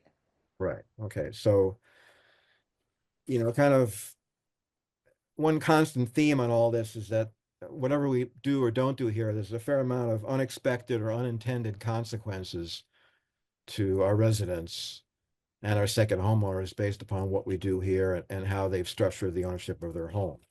So you mentioned before that, the trust issue is a tricky one because a lot of people have the ownership of a home in a trust based upon the appropriate advice of their lawyer or accountant and sort of managing and sort of with children managing their parents' properties if they get older. And a lot of things that they've done for all the right reasons could potentially disqualify them for this RTE. So again, that's kind of a tricky one to work through here. I think those are my questions. Sorry, let me just double check one other thing. Well, while you're thinking, Phil, I'm just going to piggyback on what you said. Right. It's interesting. We talk about the effect it has on second homeowners, and you're correct. There's no doubt that's primary, but secondary, it's not just because of the break-even point. When people hear about this, they say, "Well, why don't we just adopt this? It's going to save locals money." That's not necessarily true. We need, we're going to need to see more detail. It's not only second homeowners it would affect. Right. Yeah. So I agree. And we're not even getting into some of the larger sort of policy issues relating to this about, that others have mentioned frequently about, tourism and second homes is a relatively big business in our town. And, do we want to take steps to discourage that development? Again, I think that's beyond the purview of the discussion as you outlined it for tonight, Steve. So I won't elaborate on it further, but it's it's an important question. Yes. All right. Thanks. Anyone else from the board? Steve, Yeah. I'm sorry. Go ahead, Eric. I'm sorry. Yeah, I guess just in a question as we're talking about abatements and if we were to adopt the RTE, the amount of abatements. Emily, I know, you're still relatively new at the Great Barrington Town Hall, but do you know, like on average, yearly average, how many people file for abatements now, even without the RTE? I did a quick glance. I don't have exact numbers, but it looked like Great Barrington in the past has gotten a lot of them. Yeah. As of right now, I'm only at about 20, which Mhm. is actually like lower than I was expecting. Mhm. You know, we do still have, you know, 2 weeks, pretty much 2 weeks left. So I Yeah. already anticipating at least 10 to 20 more coming in. Yeah, but Okay. I can't say That's for sure. helpful. But in Thank. the past, it's been a lot. I think last year it was close to 100 between Yeah. personal property and residential, and then this year it's much lower than I was expecting. Emily, are you including in that, and you may not be, the senior tax work off? For Well, for people who take advantage of No, it. so that's not included in the abatements. So abatements are so okay, so actually it depends on what you're looking for, Eric. So if you're looking for exemptions, we have about 30 to 50 total exemptions between seniors. Actually, I'm gonna go with the 50. So it's like 30 for exemptions, and then you have the senior work off, which I think there was about 18 there. So probably close to 50 for exemptions. Now, abatements are when homeowners or businesses are challenging the value that's on their bill now. Right. And That's that's what I where was I'm at. questioning. Okay, so that's Yeah. yeah, and I'm at about 20 for applications right now, and I already know of 3 more that have come in. So I'm anticipating being, you know, closer to the 30, 40 mark as far as abatements go. Yeah. And then just following up in your presentation, as Phil has talked to, like these exemptions that we talk about, that are on one of your slides there, is all the paperwork for these exemptions. If somebody watching tonight was interested, when would they have to apply and get that paperwork in to The you? deadline for those exemptions is April 1st. Okay. April 1st of this year, and it goes towards the bill they have now. And the Nice. forms are available in our office, and I actually now have them on the website. Excellent. I appreciate that. Thank you. Anyone else? Yeah, I So just what- wanted, I'm Yeah, sorry, go ahead, Steve. Liz. So, No, go yeah, I ahead. just wanted to reiterate that we do have a page specifically for current exemptions that are accepted and adopted by the town. You can find it on the assessor's webpage with all of the appropriate links and forms that Emily and I put together for you. But also just as a reminder that as Ben had mentioned that residential tax exemptions can range anywhere from 0 up to 35. And then if seasonal communities is also adopted, it can increase to 50. However, every year, just like Emily had said in her presentation, is that the percentage has to be adopted at the classification hearing every year. So the board has the flexibility to go up to 3% or down to back to 0% based upon feedback and everything else that's happening. And there are several communities that literally do that every year. They go back and forth depending on what the bills, what the actual forecasts are for every year. So that is the way that it is crafted for that specific reason, to give the town's flexibility in making sure that when you receive feedback that it is impacting a certain membership in the community in a way that was not anticipated, that you can actually drop it back the following year. Okay, thank you. Great.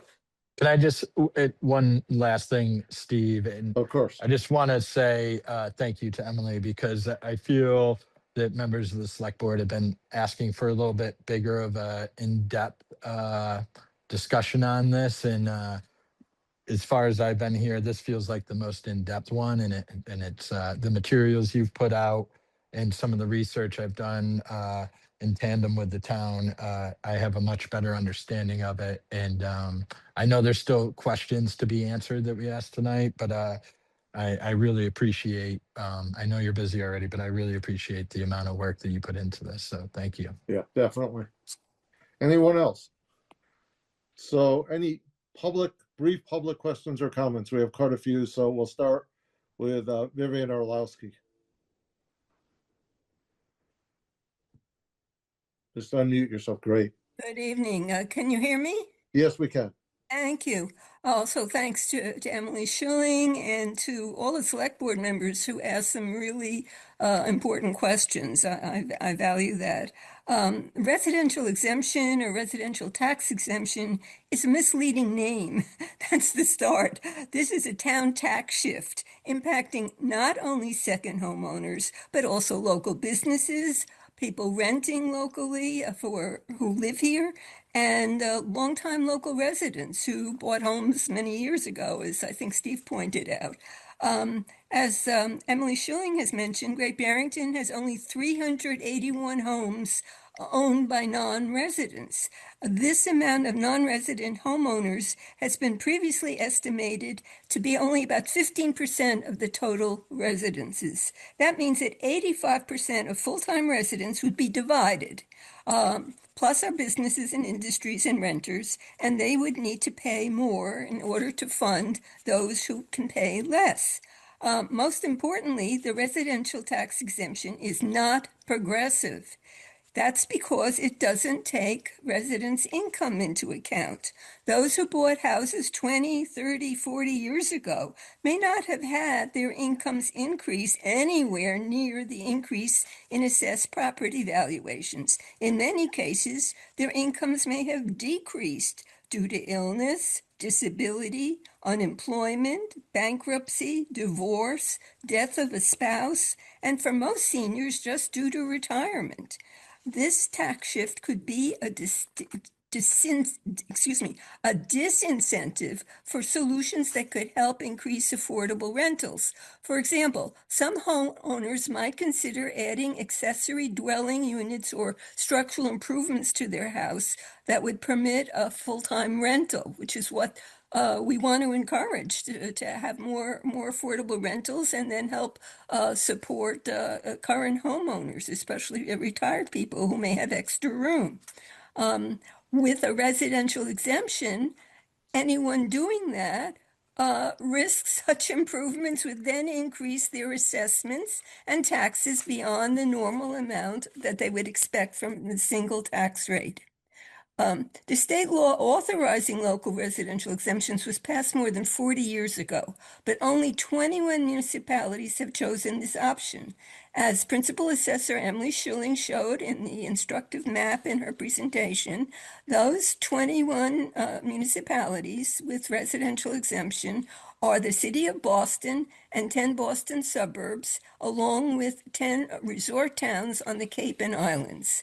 The Data Analytics and Resource Bureau of the Mass Department of Revenue Division of Local Services shows that all of these 21 municipalities with residential exemptions have lower tax rates than Great Barrington, especially the resort towns on the Cape and Islands that all have tax rates less than 8%. Vivian, your time is just about up. If you would just wrap up, please. Yeah, I have about another 30 seconds if I may. Even Boston and its suburbs have tax rates less than Great Barrington. For example, on the Cape, Provincetown's the tax rate is close to 6%, less than half of Great Barrington's tax rate of around 13%. In summary, Cape and the Islands towns have a majority of non-resident homeowners. Great Barrington has a small minority of non-resident homeowners. Boston and Boston suburbs have many condominiums, multiple family units, and large residential apartment buildings owned by non-residents. We don't.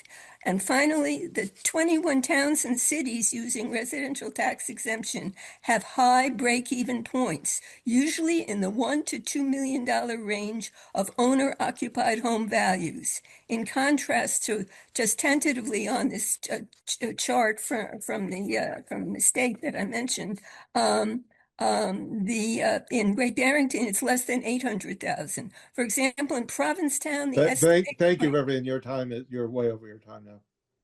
I can't. Okay. Thank you. James.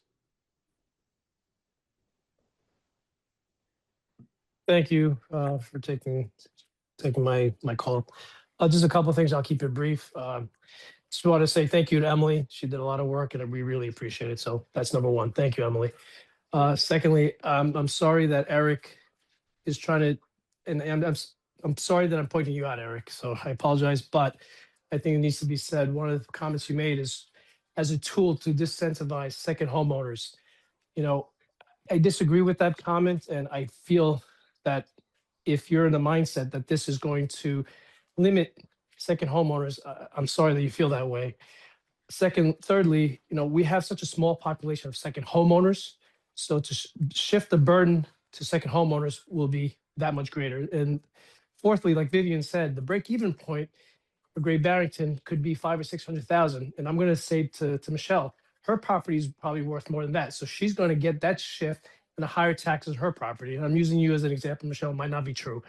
So to your point, Steve, without having hard data, number one, making a decision is almost nearly impossible. Two, shifting the burden to people who live in the town that have these homes that are valued very highly at the moment, or shifting it to a small select second homeowners is not the right path, in my opinion. All right. We should, and like Vivian said, Great Barrington has such a high tax rate. That's the problem.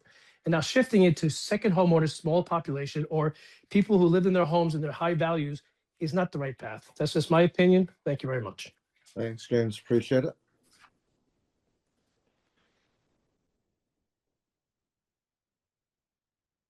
Michael Wise. Thank you very much. I will try to make a couple of technical points. As some of you know, I've thought about this subject for quite a bit. I'd like to thank Emily for having sent me the data on the ownership patterns and so forth of the town properties. I want to lay out a couple of points to be sure that they're on the table early here in the discussion. The break-even point depends upon the proportion of second homes, not upon the rate chosen. A range of estimates. I've looked at the ownership data, and the break-even point for Great Barrington right now is between $850,000 and $950,000, depending upon the particular assumptions you make. It's higher than some people have been expecting.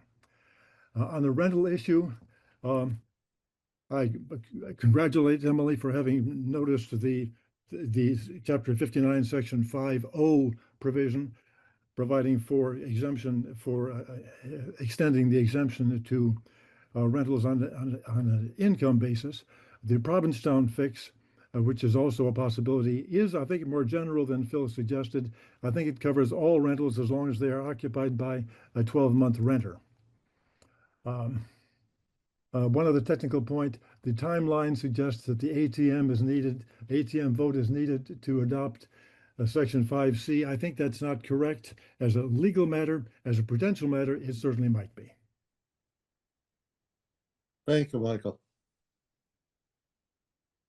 You still there, Michael? I'm still there. Yep. Okay. Still for now. Thank you. I'll have a longer comment later, I'm sure. I'm sure. David Long.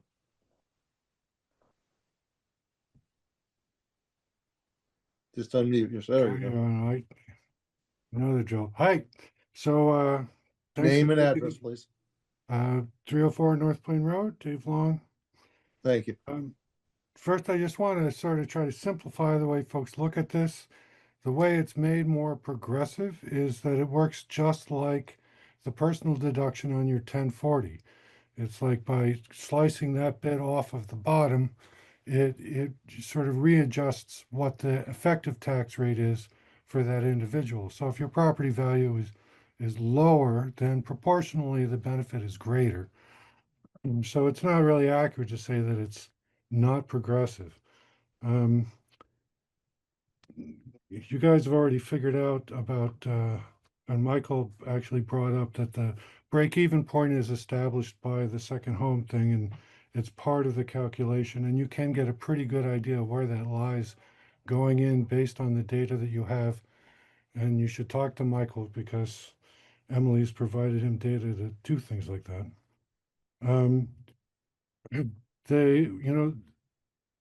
It's kind of odd that more towns haven't adopted, but I want to also correct something that was said earlier.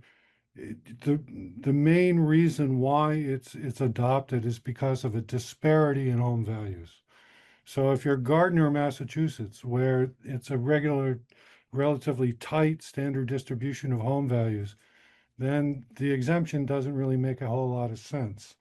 When you have, area like ours where we have, still, in the corners of town somewhere, a couple $100,000 house versus, multi-million-dollar houses, then all of a sudden the exemption starts to come to play. The services go up, now we're adding school and all the other kinds of things that well-heeled communities require, then it's the ones at the bottom that get whacked the most. Also, when Michael brought this up last time, he showed a graph that showed the bill distribution. And if you look at that break-even point, so let's say it's $900,000, you really see that the maximum benefit does go to our workforce in general. I mean, there are exceptions to every rule, but it really is clear that this shift actually goes to right where we need it in the foundations of the community that's currently starting, the bottom's falling out, of this town. And I think a better way for people with nicer homes to think about it is that this is actually a way of protecting their investment in Great Barrington.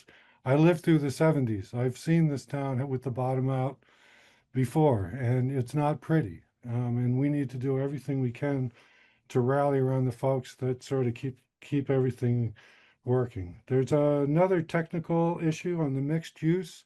The state is actually very clear that, in fact, as long as the assessor segregates those uses on the bill, then the one designation, the residential properties, as long as they're full-time occupied, can be in fact counted in the exemption, even if the rest of the property cannot. So for an example, in my property, I have chapter 61, and then I have the property around the house that is not in chapter 61. Only that property that's not under chapter 61 qualifies under the way the state defines that. Dave, Yep. wrap up. Your time is up. Okay. Thank you very much. Okay.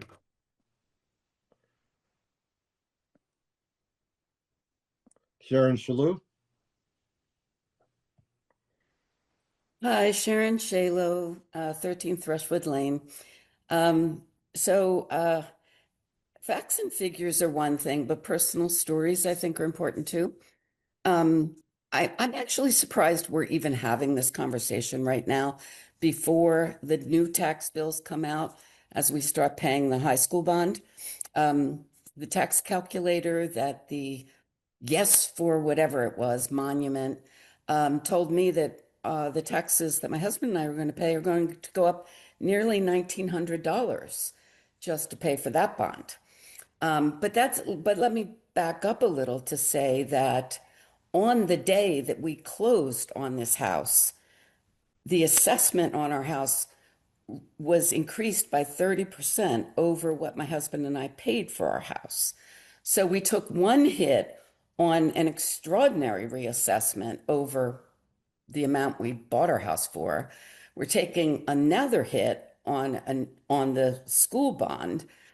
And now in this presentation, somebody kind of blithely rolled out that my taxes or our taxes might increase by another $2,000 based on the assessment that the assessor's office gave us, not based on what we paid for our house. So it's already, if you move to Great Barrington with a retirement plan, then the town is telling us you can't trust us. That's what I'm going to say right now. So I want you to really think about the timing here. And then I'm going to really insist that if you want to start levying exemptions and taxes based on the assessed value of the house, that the town go through a full, fair, and audited reassessment of values, because also during the course of the high school debate, as other people were very happily posting on Facebook that their taxes were going to go up $300, a year. I said, how can that be? And I looked at a couple of those properties, people who've owned their houses for 10, 15 years, and their assessed value has gone up maybe 10%. So, we're in transition here for sure, but right now you're already wringing a lot out of a certain segment of the population. And, all of us have budgets. And honestly, if you're not going to even let the dust settle on this enormous bond before you add 2 new potential tax increases, I just think that you've lost a sense of fairness. That's my position. Bye. Thank you, Sharon.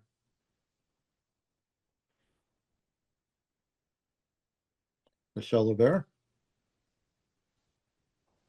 Michelle LeBaire, 70 Division Street. First of all, a lot of really good questions. I had my questions written up and almost everyone's been addressed, including Phil. I too saw that on circuit breaker tax credit, and that raised a concern. Steve, the break-even point is hugely important. But tonight, I think we're only getting half the story, the residential exemption. Out of the 21 communities that have the residential exemption, only 2 do not have a split tax rate. So I feel we're having a presentation on the residential exemption. Should we not also have a presentation on a split tax rate? So we get all the information, the good, the bad, the ugly, whatever it's going to be. Additionally, if you go back to 2015, and Michael Wise would remember this, and Vivian would remember this, we went down this road once before. And Michael Wise even wrote about partnering a residential exemption with a split tax rate back in 2015 in his article in the Berkshire Edge about Great Barrington tax reforms. So I just feel like we're only getting half the story. I'm also really concerned because I went on the assessor's website, printed out some property tax cards of my neighbors and others in our community. And I was a little taken aback that a lot of people are going to get hurt by this. And I mean, I'm just 2 doors down from my 90-year-old uncle. He lives in the family homestead, has lived there by himself for decades. He's now retired on a fixed income, but his house is of value. He's going to pay a neighbor's taxes? No, I don't agree with this. I'm coming in from the point of view, I think it's about time town of Great Barrington get its costs down. I think what we're doing is just putting a mask over the real problem, and that's our excessive spending. And that has to be looked at. And I could go into more depth about this tomorrow at the Finance Committee meeting. But there seems to be an awful lot of questions that need answering. Emily did a wonderful job, but there's still too many unanswered questions. And I'm not so sure everything's going to be answered by the time there's a vote in May. So I'm really uncomfortable with this. And I really think it's actually going to hurt a lot of people. Thank you. Thank you, Michelle.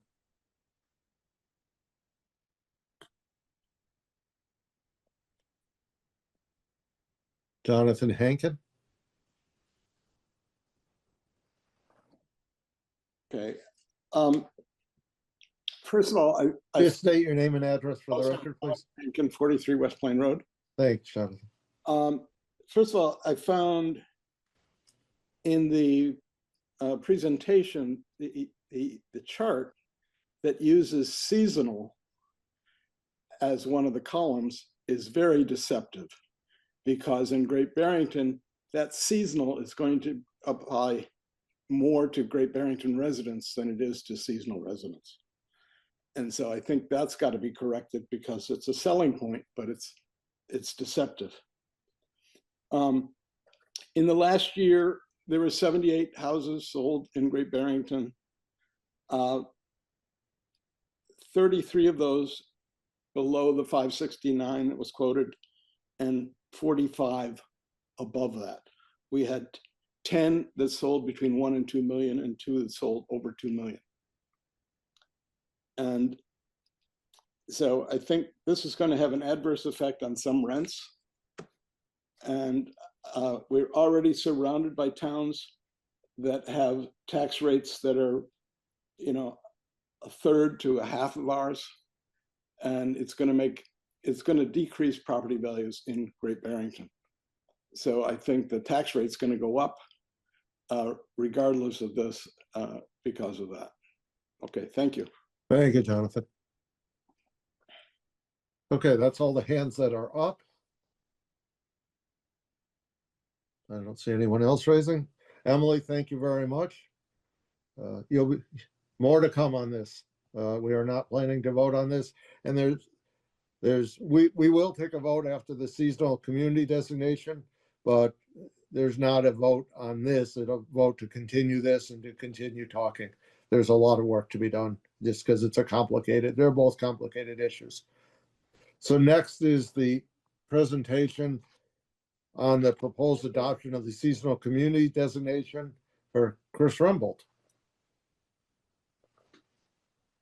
Good evening, everybody. Chris Rumbold speaking. Can you hear me? Yes. Great. Liz, should I take it away? Did you want to say anything first? No, you got it. Thank you. Great.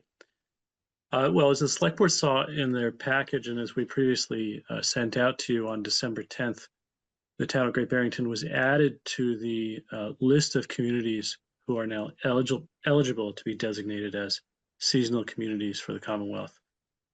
Previously, the list included pretty much all of the Cape and Islands and only a few communities here in Berkshire County, those which had quite a high percentage of second homes, speaking of which.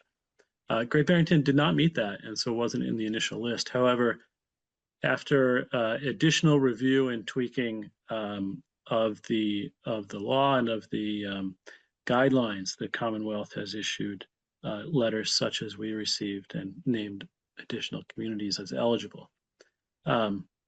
Being a seasonal community comes with certain possible benefits, as you saw in the material in your packet.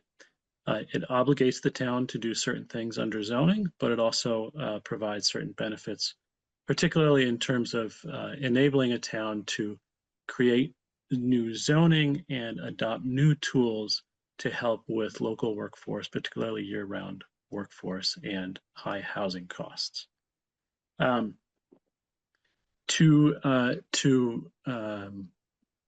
Take advantage of these tools, the town meeting would have to accept this designation as a seasonal community.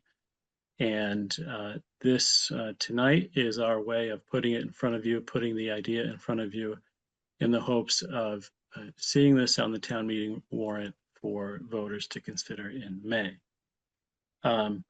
If voters do decide to accept the designation, then we would have a period of up to a year or 18 months to come into compliance with the act and the regulations which are still in draft form and not yet issued. And coming into compliance means adopting the zoning that is required, including allowing tiny houses and allowing residences to be on substandard lots, sized lots. Page 3 of 19 in your packet for this item 8D gives a quick summary of the seasonal community tools that are available. If the town accepts the designation and moves forward, some of the tools that could help with regard to year-round housing for employees and trying to keep some costs under control for the workforce include acquiring year-round housing restrictions. So, for example, we've heard of housing affordability restrictions. This could also allow the town to acquire restrictions where certain units could only be rented to people who occupy that on a year-round basis. It does also implement a new type of housing category called attainable housing. We've talked here the planning board, I believe also, and the Affordable Housing Trust has talked about the area median income. And that's the way that most affordable housing programs and grant programs approach affordable housing. Area median income is set by Department of HUD, and the affordable housing programs that we fund through Community Preservation Act or other means mean that the housing has to be available to people making at or below 100% of area median income. But we know that if you are a two-income household and you're in a job that makes slightly more than that, it disqualifies you from this type of housing that that the town can help provide through grant programs. Unfortunately, the income, while it disqualifies you on the low end, it doesn't give you quite enough money to participate in the market on the high end. So we have what a lot of people call this missing middle, where people who work here year round, even on decent two-income household salaries or more, still cannot participate in the ownership or in the housing marketplace. So the seasonal communities tool of 250% AMI could allow the town to utilize certain funding streams to provide housing for those workers who currently make too much to qualify, but too little to participate in the market. There are a number of other tools, including allowing the housing trusts to have allowing housing to have preference for essential public workers, firefighters, policemen, police officers, ambulance, EMS providers as well. So that is all probably to our benefit here in Great Barrington and Southern Berkshires. We've heard a lot that a lot of our local essential workforce has difficulty living nearby, and that puts a strain on them, on their income, and on the public service itself. In terms of zoning changes that might be required, I mentioned them a little bit earlier. Towns must amend local zoning to allow for the development of undersized lots, and must also allow by right development of tiny houses. Now, Great Barrington has done some things in regard to these two items already. We do allow tiny houses as accessory dwelling units. And I wouldn't say we allow housing on undersized lots, but we have recently passed new zoning, particularly the residential cluster zoning, which allows new and creative ways to look at putting housing on a lot that may ultimately, alternatively, would have had to have been subject of a conventional subdivision with large lots and very expensive homes. So the zoning, in my opinion, isn't too far of a outside of what Great Barrington has already been working on, and the planning board certainly will consider this more if town meeting in May says yes, let's go for seasonal communities designation. Then I think the planning board would engage in a robust discussion of what the zoning changes would mean. Finally, the state has said that it is setting aside grant funds for communities that accept the designation, and grant funds can be used to help with some of these things like zoning adoption. It can also be used to help with affordable housing grants and things like that. So the first round of funding went out primarily to the towns on the Cape and Islands that accepted the designation. They're pretty robust. They're based on population. Some towns got up to $175,000. So the funding still exists. They haven't issued the new round of funding just yet, but that is still there. So a lot to talk about with seasonal communities. We hope that this is just the beginning of the discussion, and look forward to any questions you might have. Thanks, Chris. We'll start with the select board. This is not the last time we're going to talk about this, so don't feel like you'll be cheated if we don't get to everything tonight. Phil. Yeah, thanks, Chris. Just I guess a chicken and egg question is, I note that it says seasonal communities must amend zoning to allow the development of undersized lots and the by right development of tiny houses. So are you saying that the town votes to accept a designation and then we decide if we want to comply with these zoning requirements? I just want to make sure I understand that process. Correct. The town has, I believe, 18 months to come into compliance with the zoning. If we don't, then the designation as a seasonal community could be revoked, and the benefits that we would see and the tools we'd be able to use would be revoked. But if the town meeting says, you know what, on second thought, we don't like this, the town meeting can say that. So I agree. We would probably be looking to the planning board to help us understand if we're where we come out on these zoning changes. So I guess we kind of do a so what we're looking at is a preliminary approval, and then somewhere down the road, we make a more definitive yes or no about these required changes. I guess that's the way I'm looking at it, if that sounds right to you. Yes, I believe if the select board moved forward and town meeting voted on to accept the designation, that's sort of saying, we understand this is a package deal to have these tools and these benefits at our disposal. We understand we must also next, and that can be next year, talk about these zoning tools that we must adopt. So we need to go into it with that understanding. Okay, but we also just stating the obvious, we need to be mindful in all of our discussions that all of these potential benefits, which I agree with you, are terrific. We really won't benefit from them unless we agree with these zoning requirements. Exactly. All right. Okay. Thank you. Anyone else? Yeah, I guess, Chris, as far as the zoning changes and the undersized lots, is there a specific measurement to that? And I quickly think of, in Housatonic, there's a lot of pre-existing non-conforming lots in the village center, if you will. And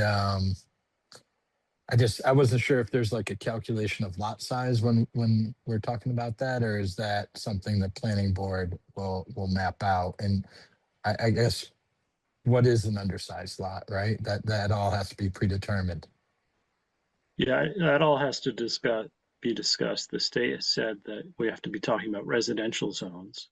And again, the final regulations are not out yet, but I assume that means strictly residential zones and not mixed use zones like the village center, which has very small lots.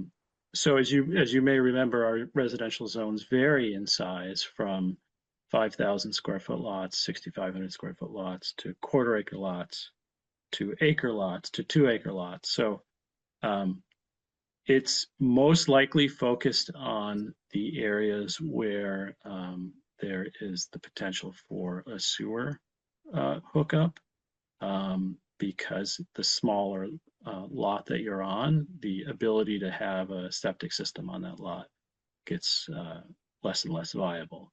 Yeah. So we're probably talking about the residential zones that are more easily served by sewer.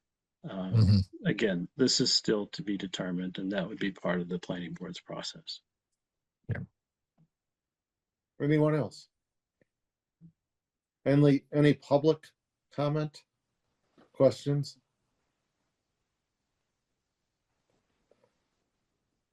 Seeing done, we will move on. Chris or Liz, vote to submit a 2026 District Local Technical Application, DLTA, to Berkshire Regional Planning Commission.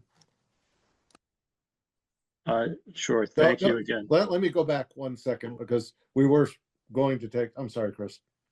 Can I just have a motion that the select board to open extended written comments period for boards, committee, and commissions on both the seasonal community designation and the residential tax exemption, and do no later than March 6th. So moved. Second. Any discussion? Roll call vote. Phil. Aye. Ben. Aye. Eric. Aye. And aye, it's unanimous. Chris, now you, I'm sorry for interrupting, or Liz. No, thank you. Thank you all. Those are really important discussions, and I'm glad we're entering a comment period here. Now, in terms of the district local technical assistance grant application, this is something that we come to you every year with. Berkshire Regional Planning Commission has small grants available. They are grants of their time and their expertise. They're not cash grants to us. The DLTA is a great program that it essentially allows us to do more with less. Over the years, we've used the program to do all sorts of things, including master plan support, open space and residential open space and recreational plan support, testing different zoning scenarios, et cetera. It's a fantastic program where we can apply essentially for the work that we need done as a community, so long as it fits within those general guidelines, which I included in your packet tonight. This year, there are a few ideas that Liz and I have discussed. We haven't quite narrowed this down or have the time to put pen to paper yet. So one is support of a master plan effort. 2 and 3 are items that are probably more pressing. The first is assisting us with looking at zoning regulations relative to the state's clean energy siting guidelines. That law and those regulations are in process, and it will require communities to come into compliance with how we cite clean energy facilities, solar farms, et cetera, and how we deal with those. The state is promulgating a set of regulations that require local permitting within 1 year and or a consolidated permit at the state level. That's part of the state's overall energy goals, and towns will have to come into compliance with that, I believe, by October. So that will entail some zoning changes, most likely some zoning changes. Again, we're well ahead of the curve on some things like solar. We have a very good solar bylaw, but possibly not on other items. This is another case of the state having regulations that are still in draft form and we're not quite sure what to do with yet. They haven't issued final regulations. So we could really use some technical expertise from BRPC to help us with this effort regarding the clean energy siting regulations. And we're not the only one. Since I mentioned all towns will have to go through this process soon and come into compliance with the regulations, I'm betting this is something that BRPC is probably going to tackle on a region-wide basis with other towns. That's something I think that we could use the help with. And since they're working with other towns, they can bring in that regional perspective that here in GB alone we might not have. So that's one I think that I would recommend we go with. The second is to assist us with the seasonal communities, as we've already talked about. Now, these grant applications to BRPC are relatively simple, but they're among the few grant applications that require the chief elected official to sign. So each year we look for the select board's approval, that we submit an application and authorize the board chair to sign for us. Any from the select board, any questions? This all sounds like a good grant opportunity to help us keep moving in the right direction. Agreed. Eric, I have a motion. Yeah, I make a motion to authorize the chair to sign the DLTA application. Second. Any discussion? Roll call. Phil. Aye. Ben. Aye. Eric. Aye. And aye, it's unanimous. Chris, thank you very much. Thank you. You'll see that in your folder later this week. Thank you. Thanks, Chris.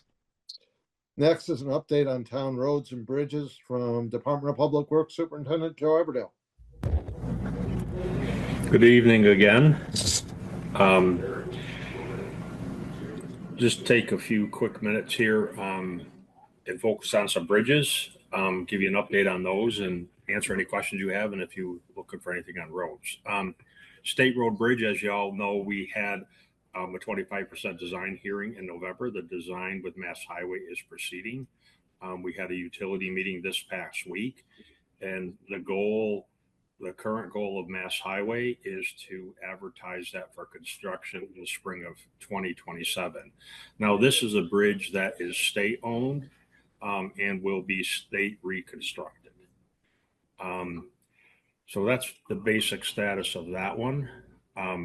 Cottage Street Bridge is a town-owned bridge, and it's going to be reconstructed by the state under their program. The state had missed the consultant had missed their 25% design submission, so the 25% design hearing was postponed.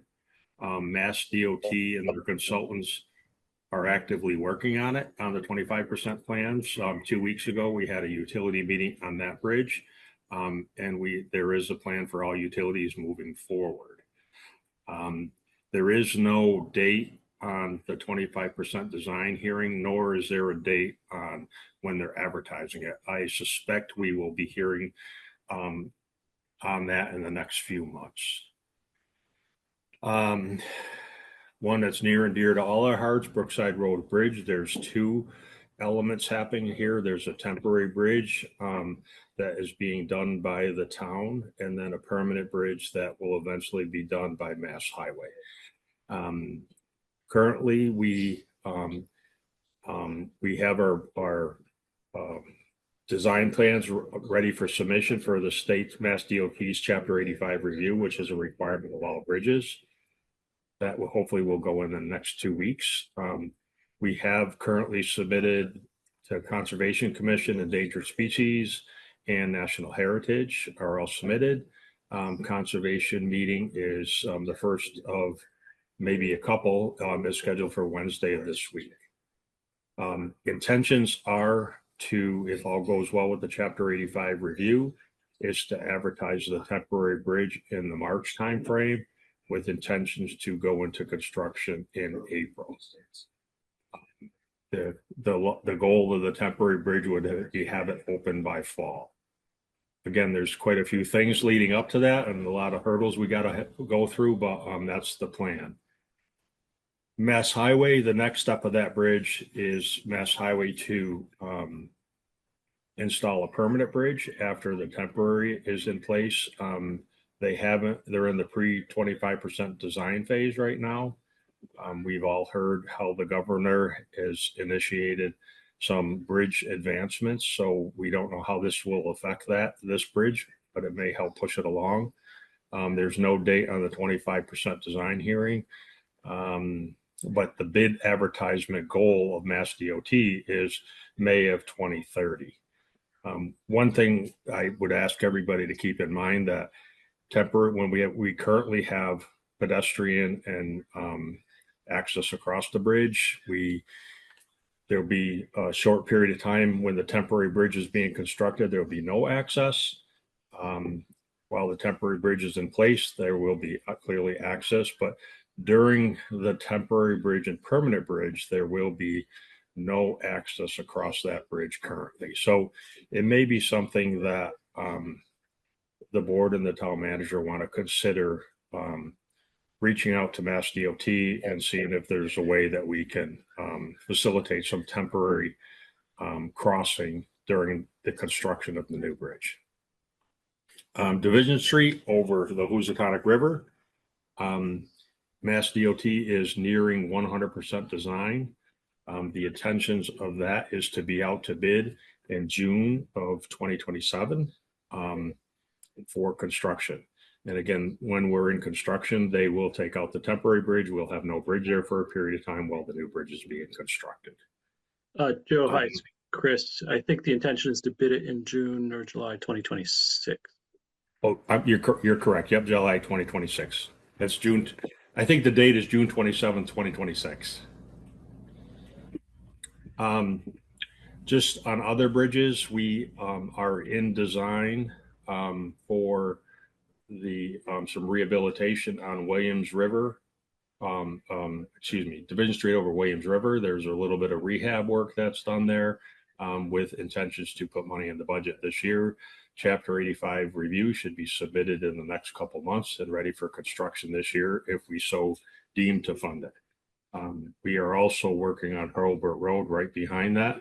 And again, these are two bridges that are our next worst bridges, and they're not in terrible shape. So if we catch them early enough, we'll be able to spend reduced amount of money and not replace the whole bridge. That's kind of an update of where we are with bridges and where we're going. A lot of activities here in town, a lot of state money being spent. I don't know if there's any questions or you have any questions about road work or anything of that nature. Select board, any questions? Can we review which ones are on our town finance? So I have it as the Brookside temporary bridge is town financed. Correct. And that the repairs to the Division Street Bridge over am I getting it right? Division Street Bridge over Williams and the Hurlburt Bridge are both town financed repairs. Yes, that's correct. They would be unless we find some alternative funding for those, Okay. which we are discussing internally. Right. And back to Brookside, have the fall targeted completion for the temporary bridge. Can you confirm that we actually have in our sites a specific delivery of the metal temporary bridge? Has that been? No, that's not confirmed. A few months ago, we verified that there's plenty of pieces in inventory with Acro Panel. I don't know of a change of status in that, but that'll be part of the bid package where the contractor will purchase that, unless we as a town want to make that step ahead of time and then try to procure that bridge and just have the contractor put it in. So there is a risk there. Okay, but sounds like you've done some diligence in the availability of the unit that we need, and people are telling you that it's there. Yeah. That's correct. There are 2 or 3 temporary bridge manufacturers. We have focused on Acro Panel, which is what we have on Division Street. Right. In the recent past, it was available, but a contractor may opt to use an or equal of another manufacturer. And so there are options out there, but there is always the risk of someone saying they're not available. All right, we've spent a lot of time in the past on the topic of the estimate of timing between when could we put in the Brookside temporary bridge and when we expect the state to put in the state financed, fully rebuilt bridge. So has there been? It sounds like there hasn't been much movement in the expectation for the fully rebuilt bridge. You mentioned the news that came out of the State House recently. Is there a possibility that particular announcement might change the completion date target for the fully reconstructed bridge? Your guess is probably as good as mine on that, Phil. Okay. But the thing is, the thing is, we should pay attention to it because the temporary bridge construction date and the permanent bridge construction date are 3.5 to 4 years apart, and the 3-year mark is kind of the break even of purchase versus rental. So if we get some word that the State House in their accelerated bridge program is going to move this up for us, then we as a town probably would want to revisit purchasing or renting versus purchasing. So, I mean, of the temporary bridge, yeah. That's correct, yes. And is that the reason why you haven't sought to sort of lock in the arrangement on the temporary bridge?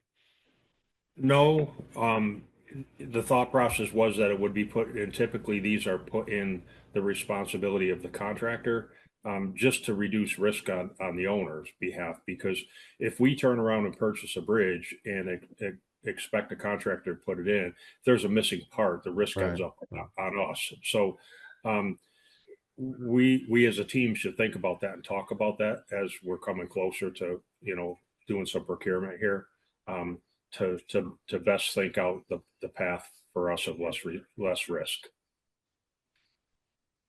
Anyone else from the board? Joe, thank you very much. We will definitely have you back. I think this is important to get the word out. Plus, things are slowly coming together from the state, and that's good. That's good to see. I'm sorry, last thing, I know we're at the end here, but last thing, Joe, can you just review what work was done on some of our pothole problems at the Brown Bridge?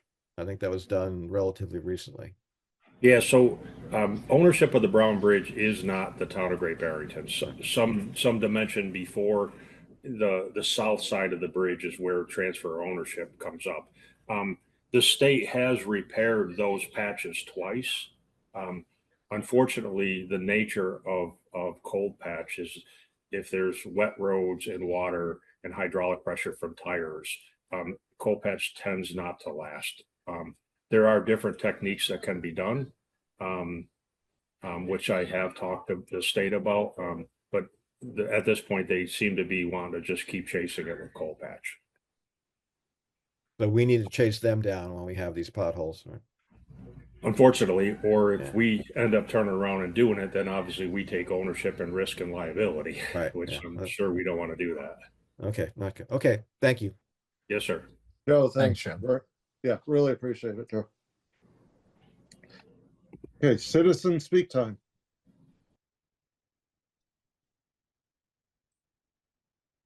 Let's see. Carolyn Dunsbaugh? This is Lee Dunsbaugh. Hold on, go ahead. Oh, hi, Lee. Hi, how are you doing, Steve? Good. I'm from 122 Cottage Street. My question is, it's 7 years and we're not even at 25% on the Cottage Street Bridge. That sounds a little odd when we're almost to 25% on the Brookside Bridge after getting ready to put a temporary bridge in. Is there a reason? That's a state question. It's not a town question. Can you guys look into that? Yeah, sure. Yes. Thank you. You're welcome. Is it because no one cares? No, it's not the reason, Lee. I think so.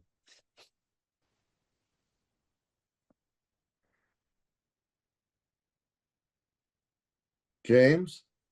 Make it quick. It's James 84 North Plain Road. It's want to say to Joe and the PW, they did a magnificent job before the storm, during the storm, and after. Just thank you, thank you. That's it. Thank you, James. Gwen Van Sant. Hey there. Hello. Just want to thank you all for all of your work tonight. I forgot to say two things earlier. One of them is that the Du Bois Legacy meeting meets this Wednesday at 7 o'clock. And we could use lots of volunteers to run the festival this year. So if anybody's interested in getting in on the activities and supporting us running them, the meeting's at 7 o'clock at 965 Main Street in Great Barrington, if anyone wants to come. And then the other announcement I had was just, you all mentioned the trust policy early on in the meeting. And we had the one community conversation during MLK Day. We said we would have three. So the second one is an evening one at 6:30, again at 965 Main, which is our Solidarity House. And that's on February 5th, Thursday, February 5th. So I just wanted to get those dates out to people to get involved. Thanks, Gwen. Appreciate it. Yeah.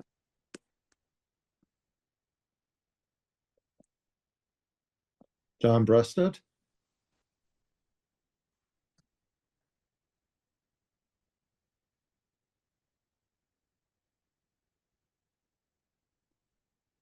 Go ahead, John. You're unmuted.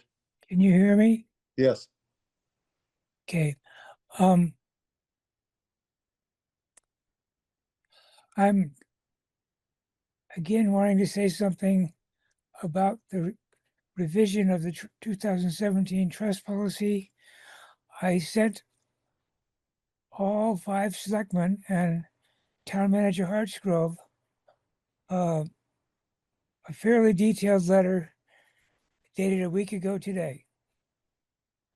And the bottom line and the beginning line is that I request that the Great Barrington Select Board direct Town Manager Hartsgrove on behalf of its constituents to write a letter to Attorney General Campbell requesting responses to 6 basic questions which are directly relevant to our planned effort to revise the 2017 trust policy. So I think this request from me as a citizen should be on your agenda for the February 9th meeting for discussion. Obviously, going to take more than 3 minutes to discuss the pros and cons of that. I've been very impressed since I started coming back to select board meetings in November with the care with which you 5 people consider the details of policies and things like the residential tax exemption, which is as it should be. The presence of ICE or DHS employees on town property is not the kind of thing that comes up as a routine matter in a select board meeting, but it has come up in operational terms for our police force. And the town manager's response to a letter I sent her a few days before the 15th of this month was very prompt. I appreciated that, but also made it very clear that she and our police department, through our interim chief Carlotto, need a lot more detailed policy and possibly even ordinance guidance than they have now. And I was not there in the parking lot when the people came, the ICE people were there in early May. And obviously Selectman Elliott was. In the videos that were available of that and that got broadcast on national TV, I didn't see the Great Barrington Police in the range of vision. But apparently, from what I've heard since, they were there. They were called by some citizens, and they were in a pickle because they didn't know what to do. So, John, your time's almost up. If you could wrap it up, yeah. please. Are you willing to commit as a board tonight to put these 6 questions on the agenda to discuss whether you want our town manager to press for answers to them from the Attorney General? Because the Attorney General right now is stonewalling me the same way the sheriff of the county has. Thank you, John. This is 14132. Just state your name and address, please. Hi, can you hear me? Yes. Maureen Meyer, 11 George Street, Great Barrington. I have no idea what that number is. Sorry about that. That's okay. I hate to keep you all even another minute, but just a couple of things if I could kind of roll back to the residential exemption. I've been looking hard at it for maybe the last 6 months, trying to read the old articles and the old arguments. It's complicated. It's really not simple at all to wrap your head around. And Emily did a great job of laying it all out there. I have to say, I sympathize with people who are maybe afraid of it, who are wanting to come out, with a strong position. Here's what I'm 100% sure of, that we need to know more about it. We need to know a lot more about it. We don't have the information that we need.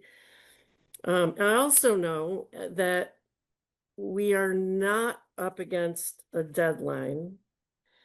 And I have to tell you that when I looked at Emily's map of the communities in the state who've adopted residential exemption, I want to say I think the reason that more have not done it is because, of the kind of a discussion that we've had tonight. Not that it was good or bad, just that this is such a big thing and there are so many points of view that I bet there are towns that just throw up their hands and say, it's just so much work. It's too much work. It's going to cost money. Let's keep doing things the way we've been doing them.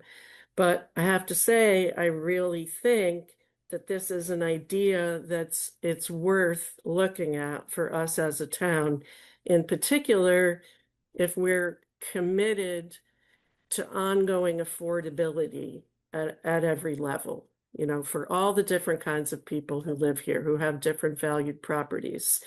Too soon to endorse this idea, too soon to dismiss it. I appreciate what our new town manager has said. Let's put it out there to all the boards and have more discussion.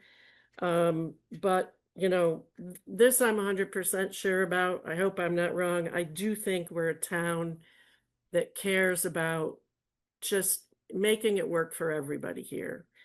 And that's why I have pursued the study of residential exemption more. I'm hopeful about that. And I do hope we can continue to look at it. Thank you. Thank you, Marty. Okay, no one else's hands are up. Select board time. Bill, Nothing, thank you. Ben, Just to thank everyone for coming out tonight. A lot of very important, good conversations. So actually was, you're right. Eric, Yeah, I agree. A lot of good conversations, some difficult ones, and a lot of answers still to be sorted out as far as a few of the conversations we had tonight. And then I just also wanted to reply to John Breasted. I just went back through all my emails. I have not seen an email from him. My email address is egabriel@townofgbmass.gov. So I just scrolled back a few weeks because I was talking to him once before, but I have not received an email. So, and then just circling back again, yeah, a lot of difficult conversations to be had with the residential tax exemption and everything else. And I'm glad we started it today. So thank you, everybody. thank you very much. Media time.